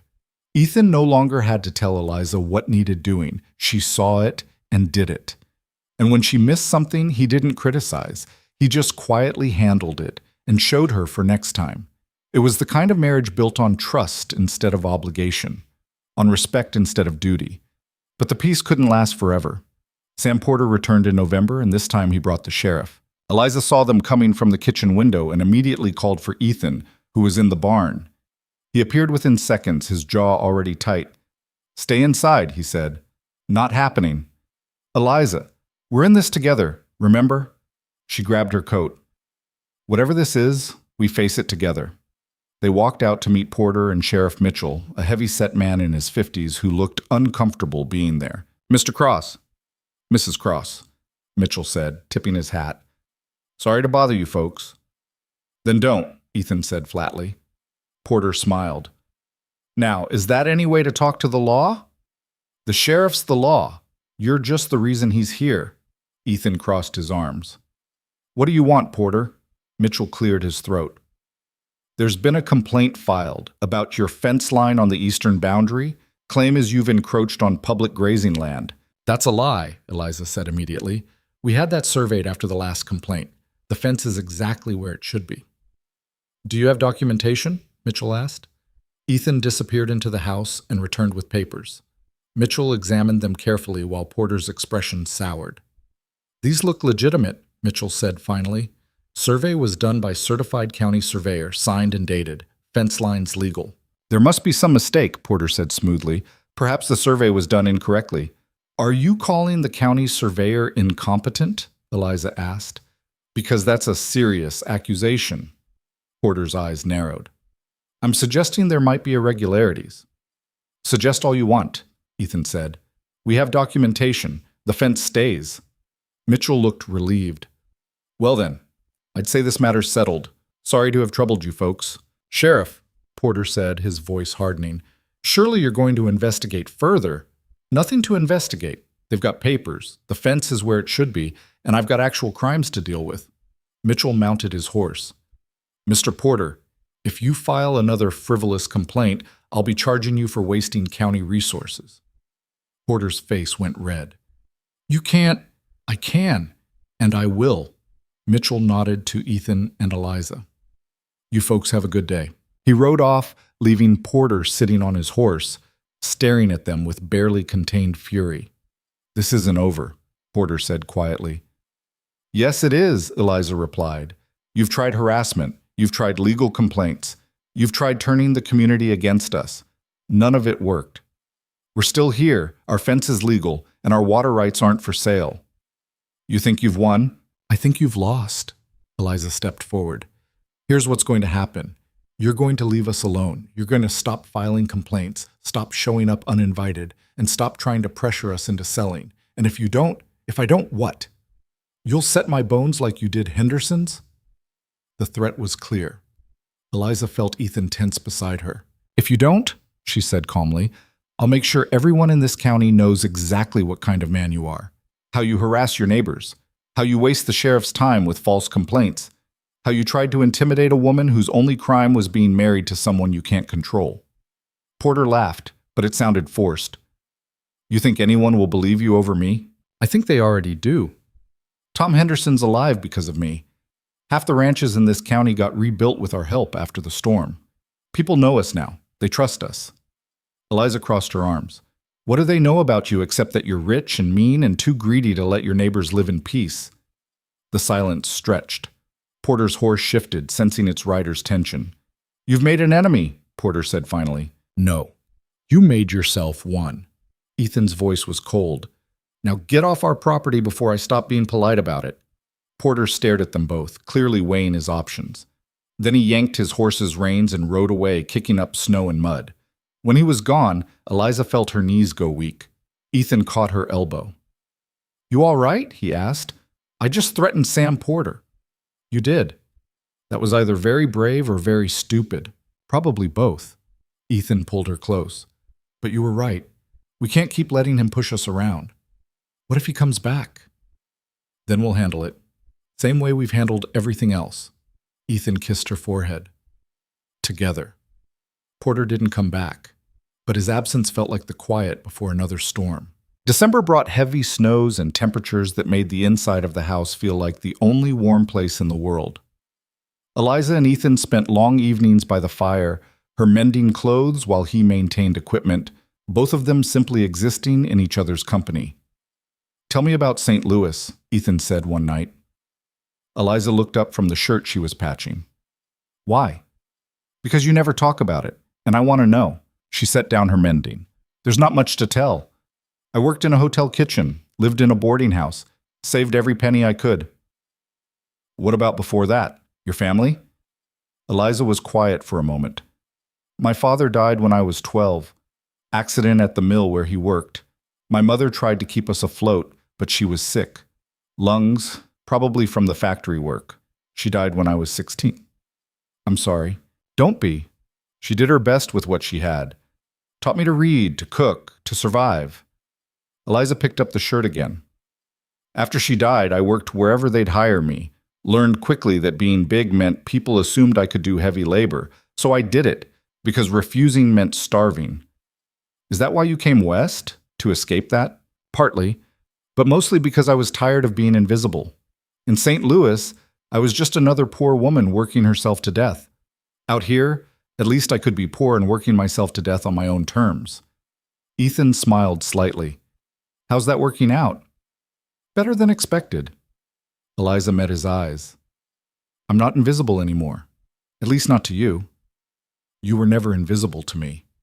From the moment I saw you on that platform taking everything they threw at you without breaking, I saw you. What did you see? Strength. Real strength. Not the kind men pretend to have when they're actually just afraid. You weren't afraid of them. You were angry, which is different. Eliza thought about that. I was angry. At them, at myself, at the whole situation. I'd paid good money to come out here and be rejected like I'd been rejected my whole life. I'm glad they rejected you. Why? Because it meant I got to choose you. Ethan set aside his work and moved to sit next to her on the floor by the fire. And choosing you was the smartest thing I've ever done. Eliza leaned against him. Even when I reorganize your tools? Even then. Though we're going to have a conversation about that hammer placement. She laughed, and it felt like warmth spreading through her chest. Christmas came quietly. They had no decorations, no special meal beyond what they could make from their supplies. But Ethan had carved her a new handle for the garden spade. Smooth, perfectly fitted to her hand. And Eliza had mended and modified one of his old shirts so it actually fit his frame properly. You didn't have to do that, Ethan said, examining the shirt. Yes, I did. Watching you wear shirts 2 sizes too small was painful.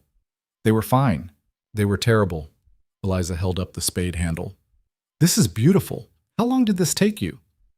Few weeks. Worked on it in the barn when you weren't looking. She ran her fingers over the smooth wood. It's perfect. You're easy to make things for. I know what you like. What do I like? Practical things, useful things, things that make work easier instead of just looking nice. Ethan pulled her close. You're the least frivolous person I've ever met. Is that a compliment? It's an observation, but yes, also a compliment.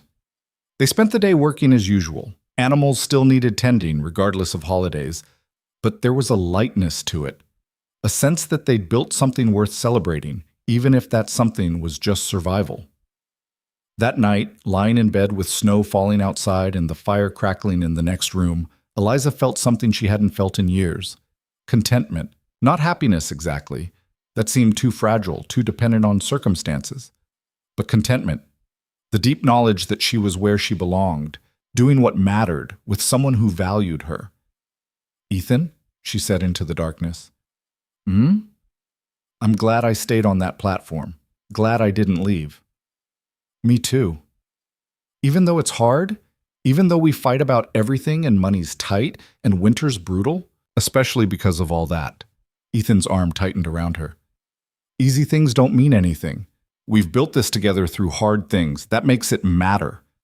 Eliza closed her eyes and let herself believe it. January brought Tom Henderson. He arrived on a wagon driven by Sarah, moving carefully with a cane that Ethan had made for him. His legs had healed crooked. The doctor had been right about that. But he could walk. "Mrs. Cross," he said, gripping his cane as he stood in the doorway. "I came to say thank you." "You didn't have to do that." "Yes, I did." Tom's eyes were wet. "Sarah told me what you did, how you didn't hesitate, how you saved my life when you didn't have to, when you barely knew me. Anyone would have—" "No, they wouldn't have."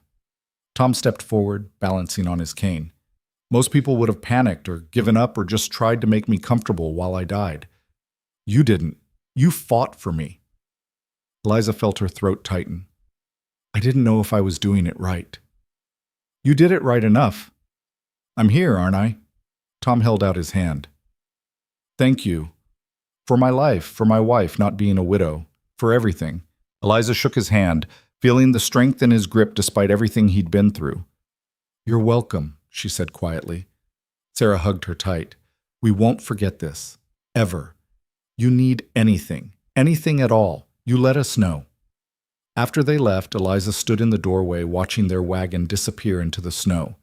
Ethan came up behind her, wrapped his arms around her waist. "You did good," he said. "I got lucky." "No. You were brave when it mattered. That's not luck."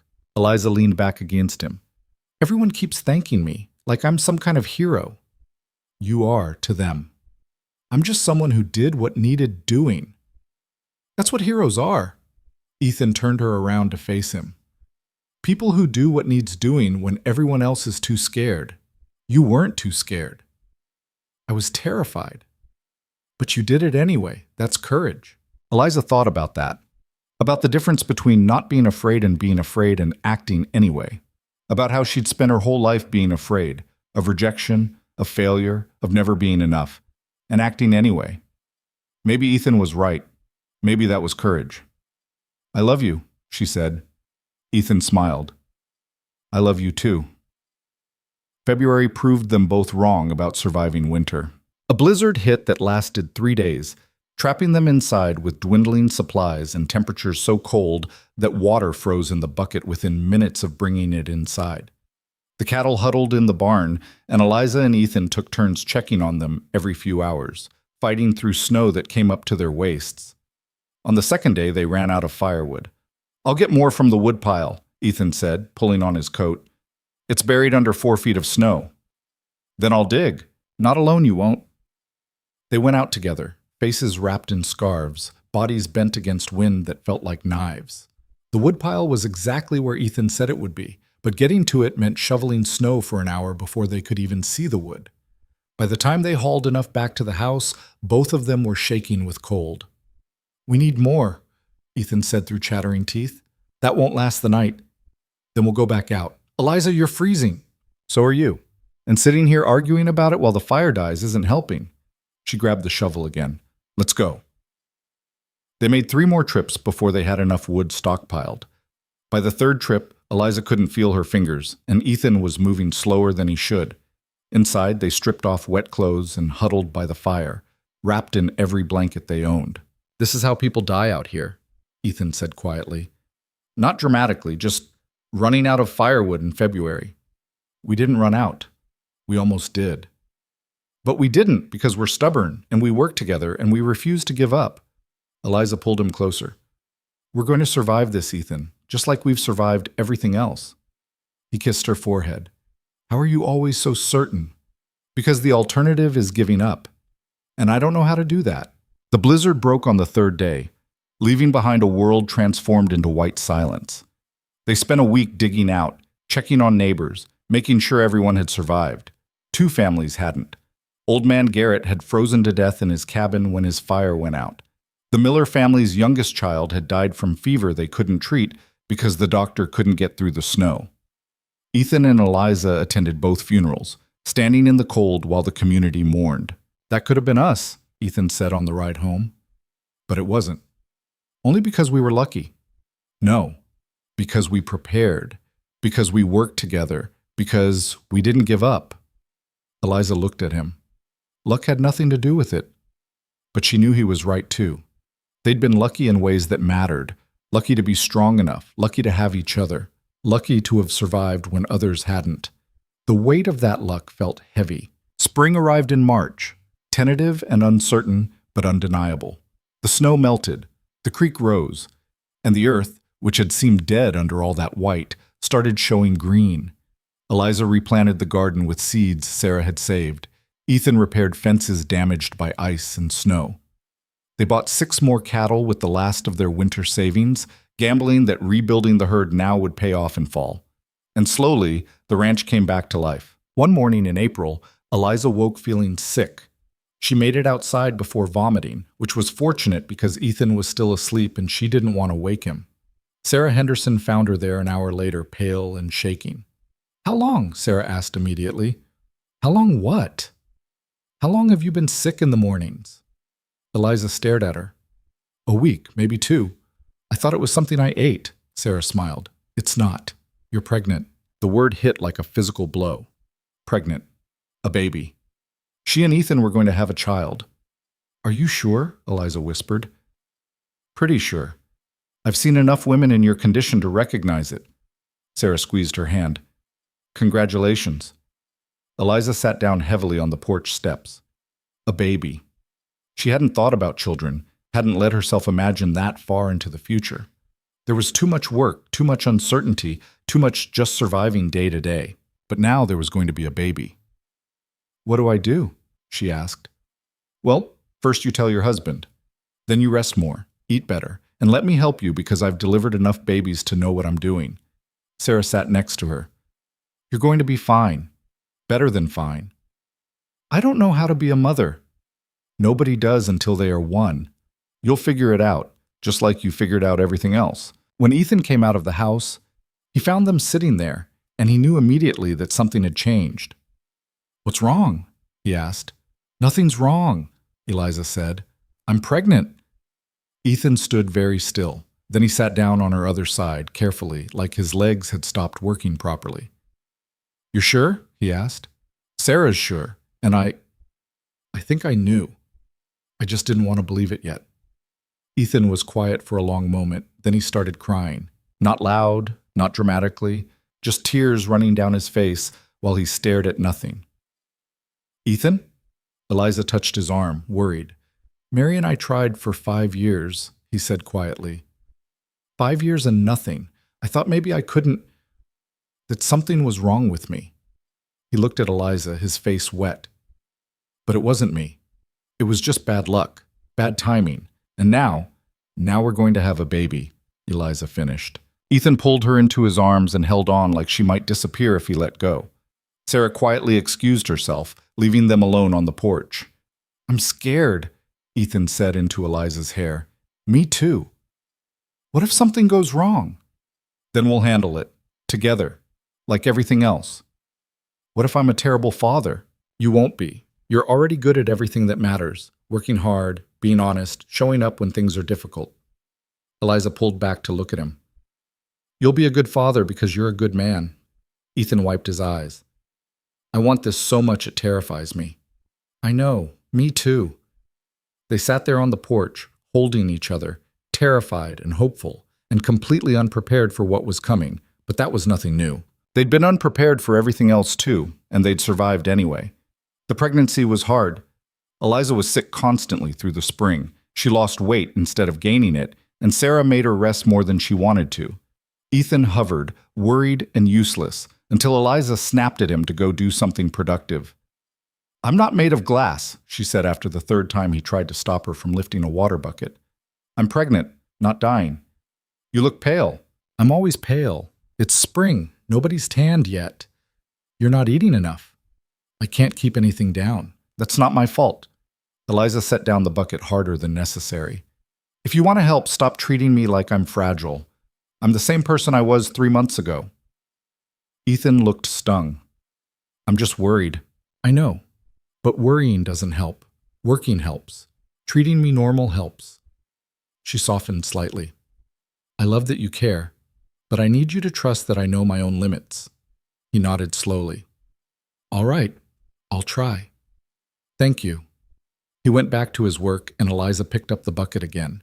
Her back ached and her stomach churned, and she felt more tired than she'd ever been in her life. But she was also growing a human being inside her body, which seemed impossible and miraculous and absolutely terrifying. By summer, the sickness had passed, and her body started changing in ways that made the pregnancy undeniable. Her dresses stopped fitting, her breasts ached, and the baby, her baby, their baby, started moving. The first time she felt it, she was alone in the garden. A flutter, like something turning over inside her. She sat down hard, her hand on her belly, and cried. Ethan found her there 20 minutes later, still crying, and panicked. "What's wrong? Is it the baby? Should I get Sarah?" "Nothing's wrong." Eliza grabbed his hand and placed it on her belly. "Wait." They waited. Then it happened again. A movement, clear and unmistakable. Ethan's eyes went wide. "Was that?" "Yes." "That's our baby." "Yes." He knelt in the dirt next to her, his hand still on her belly, waiting for it to happen again. When it did, he laughed, a sound of pure joy that Eliza had never heard from him before. "We made that," he said, wonder in his voice. "We did. How is that possible?" "I have no idea, but it's happening anyway." They sat in the garden together, hands on her belly, feeling their child move and trying to comprehend the magnitude of what was coming. Sam Porter made his final appearance in August. Eliza was 8 months pregnant, moving slowly but still working. Ethan was in town getting supplies. She was alone when Porter rode up with 2 of his men. She saw them coming and felt ice in her stomach, but she didn't run, didn't hide. She walked out to meet them, one hand on her swollen belly, the other free. "Mrs. Cross," Porter said, looking at her condition with something like disgust. "Congratulations on your upcoming edition." "What do you want, Porter?" "I want you to understand something." He dismounted, his men staying on their horses. "You and your husband think you've won. Think you can keep refusing me and nothing will happen. But here's the thing about refusal. It has consequences." "Is that a threat?" "It's a promise. You're about to have a baby. That makes you vulnerable, makes your husband distracted. Things happen to vulnerable, distracted people out here. Accidents, tragedies." Eliza felt rage flood through her, hot and clarifying. "You're threatening my child?" "I'm simply pointing out that raising a baby on a failing ranch is dangerous. So many things can go wrong, but it doesn't have to be that way." Porter smiled. "Sell me the water rights, take the money, move to town where you and your baby will be safe. Simple." "Get off my property." "Mrs. Cross, I said get off my property." Eliza's voice was steel. "Before I make you." Porter laughed. "You're 8 months pregnant. What exactly are you going to do?" Eliza walked to the porch, picked up the rifle that was always there now, and pointed it directly at Porter's chest. "I'm going to count to 3, she said calmly. "If you're still here at 3, I'm going to shoot you. I might not kill you. I'm a little off balance these days, but I'll definitely hurt you badly enough that you'll wish I'd just killed you." Porter's amusement vanished. "You wouldn't dare." 1. "The sheriff will." 2. Porter's men were already backing their horses away. Porter looked between Eliza and the rifle, clearly trying to decide if she was bluffing. 3. Eliza fired. The shot went exactly where she intended, into the dirt 3 inches from Porter's left boot. Porter jumped back, his face going white. The sound echoed across the ranch. Next one goes through your knee, Eliza said, already reloading. Then the other knee. Then we'll see how brave you feel. You're insane.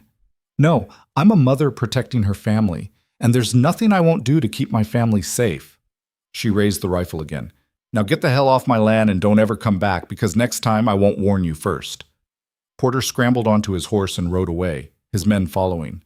Eliza stood on the porch, rifle in hand, shaking with adrenaline and fury and fear. When Ethan returned an hour later, she was still standing there. He took one look at her face and knew something had happened. What? He demanded. She told him everything, the threats, the rifle, shooting at Porter's feet. Ethan was quiet for a long moment. Then he took the rifle from her hands, set it aside, and pulled her close. You could have been hurt, he said. I wasn't going to let him threaten our baby. I know, but still nothing. I did what I had to do, same as always. Eliza pulled back to look at him. He's not coming back. I made sure of it. How can you be certain? Because men like Porter are bullies. They only push people they think won't push back. I pushed back, hard. He knows now that we're not easy targets. Ethan cupped her face in his hands. You're the bravest person I've ever met. I'm just stubborn. It's the same thing. The baby came in September, 3 weeks early and in the middle of the night. Eliza woke to pain that took her breath away. She gripped Ethan's arm hard enough to bruise. Get Sarah, she gasped. Now. Ethan was out of bed and dressed in seconds. He rode to the Henderson place at a speed that was dangerous in the dark, returned with Sarah within the hour. By then, Eliza's water had broken and the contractions were coming faster. Sarah examined her and nodded. Baby's coming? Soon. How soon? Ethan asked. Could be hours, could be minutes. Babies come on their own schedule. Sarah looked at him. I need hot water, clean cloths, and you to stay calm. Can you do that? Yes. Good. Then get to work. Ethan moved like a man possessed, boiling water, tearing cloth into strips, doing everything Sarah asked while Eliza labored. The pain was worse than anything she'd experienced. Worse than the storm, worse than setting Tom Henderson's legs, worse than every hard day of work combined. But she didn't scream, didn't beg for it to stop. She gritted her teeth and pushed when Sarah told her to push, and breathed when Sarah told her to breathe. You're doing great, Sarah said. Baby's coming, just a little more. I can't, Eliza gasped. Yes, you can. You're the strongest woman I know. You can do this. Ethan held her hand, his face pale. You're doing so good. So good. If you say that one more time, I'm going to hit you, Eliza panted. He shut up. One more push, then another. Then Sarah was saying, here's the head, and Eliza was pushing with everything she had left. And suddenly there was a baby crying, and Sarah was laughing, and Ethan was crying, and Eliza couldn't breathe properly. It's a girl, Sarah said, wrapping the baby in clean cloth. A perfect, beautiful girl. She placed the baby on Eliza's chest. Eliza looked down at her daughter, red-faced, screaming, absolutely furious at being born, and felt something inside her chest crack wide open. Hello, she whispered. The baby stopped crying, just for a moment, like she recognized her mother's voice. Ethan leaned over them both, touching the baby's tiny hand with one finger. The baby gripped it immediately, and he made a sound that was half laugh, half sob. We made that, he said again, the same wonder in his voice as when he'd first felt the baby move. We did. Sarah finished tending to Eliza, then stepped back. I'll give you three some privacy. Call if you need anything. She left them alone. Eliza exhausted and shaking, Ethan kneeling beside the bed, and their daughter between them, already falling asleep like being born was the hardest work she'd ever done. What should we name her? Ethan asked. Eliza thought about it. Thought about Mary, who'd wanted children and never had them. Thought about Sarah, who'd helped her survive. Thought about her own mother, who'd taught her to be strong. Grace, she said finally. Her name is Grace. Why Grace? Because that's what she is. Unexpected grace in the middle of a hard life. Eliza touched her daughter's tiny face. Because we didn't earn her or deserve her. She's just Grace. Ethan kissed Eliza's forehead. Grace Cross. I like it. Me too. They sat there in the lamplight, watching their daughter sleep, both of them too overwhelmed to speak. Finally, Ethan said, Thank you. For what? For staying, for not giving up on me or this ranch or this life, for being exactly who you are. He looked at her with so much love it hurt to see. For giving me this. Eliza reached for his hand. I didn't give you anything. We built this together. Together, Ethan agreed. Grace stirred, made a small noise, and settled back into sleep. And in that moment, Eliza understood something fundamental about her life. She'd spent 26 years being told she wasn't enough, wasn't pretty enough, wasn't small enough, wasn't feminine enough, wasn't worthy enough. But standing on that platform in Crawford's Depot, being rejected by men who didn't matter, had led her here. To a man who chose her for exactly who she was, to a ranch that needed her strength, to a community that valued her courage, to a daughter sleeping on her chest. She'd been chosen last, but she'd been chosen by the right person, and that had made all the difference. The seasons turned. Grace grew from a tiny, screaming newborn into a chunky baby who smiled at everything and everyone. She had Eliza's size, already bigger than most babies her age, and Ethan's dark hair and serious eyes. Eliza taught herself motherhood the same way she'd taught herself everything else, through trial, error, and stubborn determination. Some days were harder than others. Some days she wanted to cry from exhaustion or frustration or the overwhelming responsibility of keeping a tiny human alive. But Ethan was there, always there, changing diapers and walking Grace when she wouldn't sleep and taking over when Eliza needed rest. They were a team, in parenting like they were in everything else. The ranch prospered. Their gamble on rebuilding the herd paid off. They sold 30 head at fall market for prices that let them hire a part-time hand and make real improvements to the property. They fixed the roof properly, sealed the windows, built a proper chicken coop that could house 50 birds. And the garden, Eliza's garden, produced enough vegetables to feed them through winter with plenty to share. Tom Henderson healed enough to work again, though he moved slower and always would. He stopped by regularly to check on them, to hold Grace, to remind Eliza that she'd saved his life. You gave me years I wouldn't have had, he said one afternoon while Grace grabbed his finger. Years with Sarah. Years to see my own grandchildren someday. I owe you everything. You don't owe me anything, Eliza said, but she was touched anyway. Sarah became Grace's unofficial grandmother, showing up with hand-sewn clothes and blankets and advice that Eliza actually wanted. The community that had mocked Eliza at the depot now sought her out. When someone was injured, they came to her. When someone needed help with heavy work, they asked her. When someone just needed to talk to someone who understood hard things, they found their way to the Cross Ranch. And Sam Porter left them alone. Word had spread about Eliza shooting at his feet. Most people thought it was hilarious, some thought it was scandalous. But everyone agreed that the Cross family wasn't to be trifled with. Porter eventually sold his ranch and moved back east, defeated by a woman he'd underestimated and a community that had chosen her over him. 1 year after Grace was born, Eliza stood in the garden watching Ethan teach their daughter to touch plants gently. Grace was walking now, toddling after her father with determination. Sarah appeared beside Eliza, watching the same scene.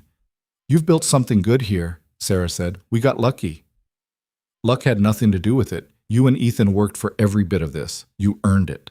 Eliza thought about that, about the difference between luck and work, between receiving and earning, between being chosen and choosing yourself.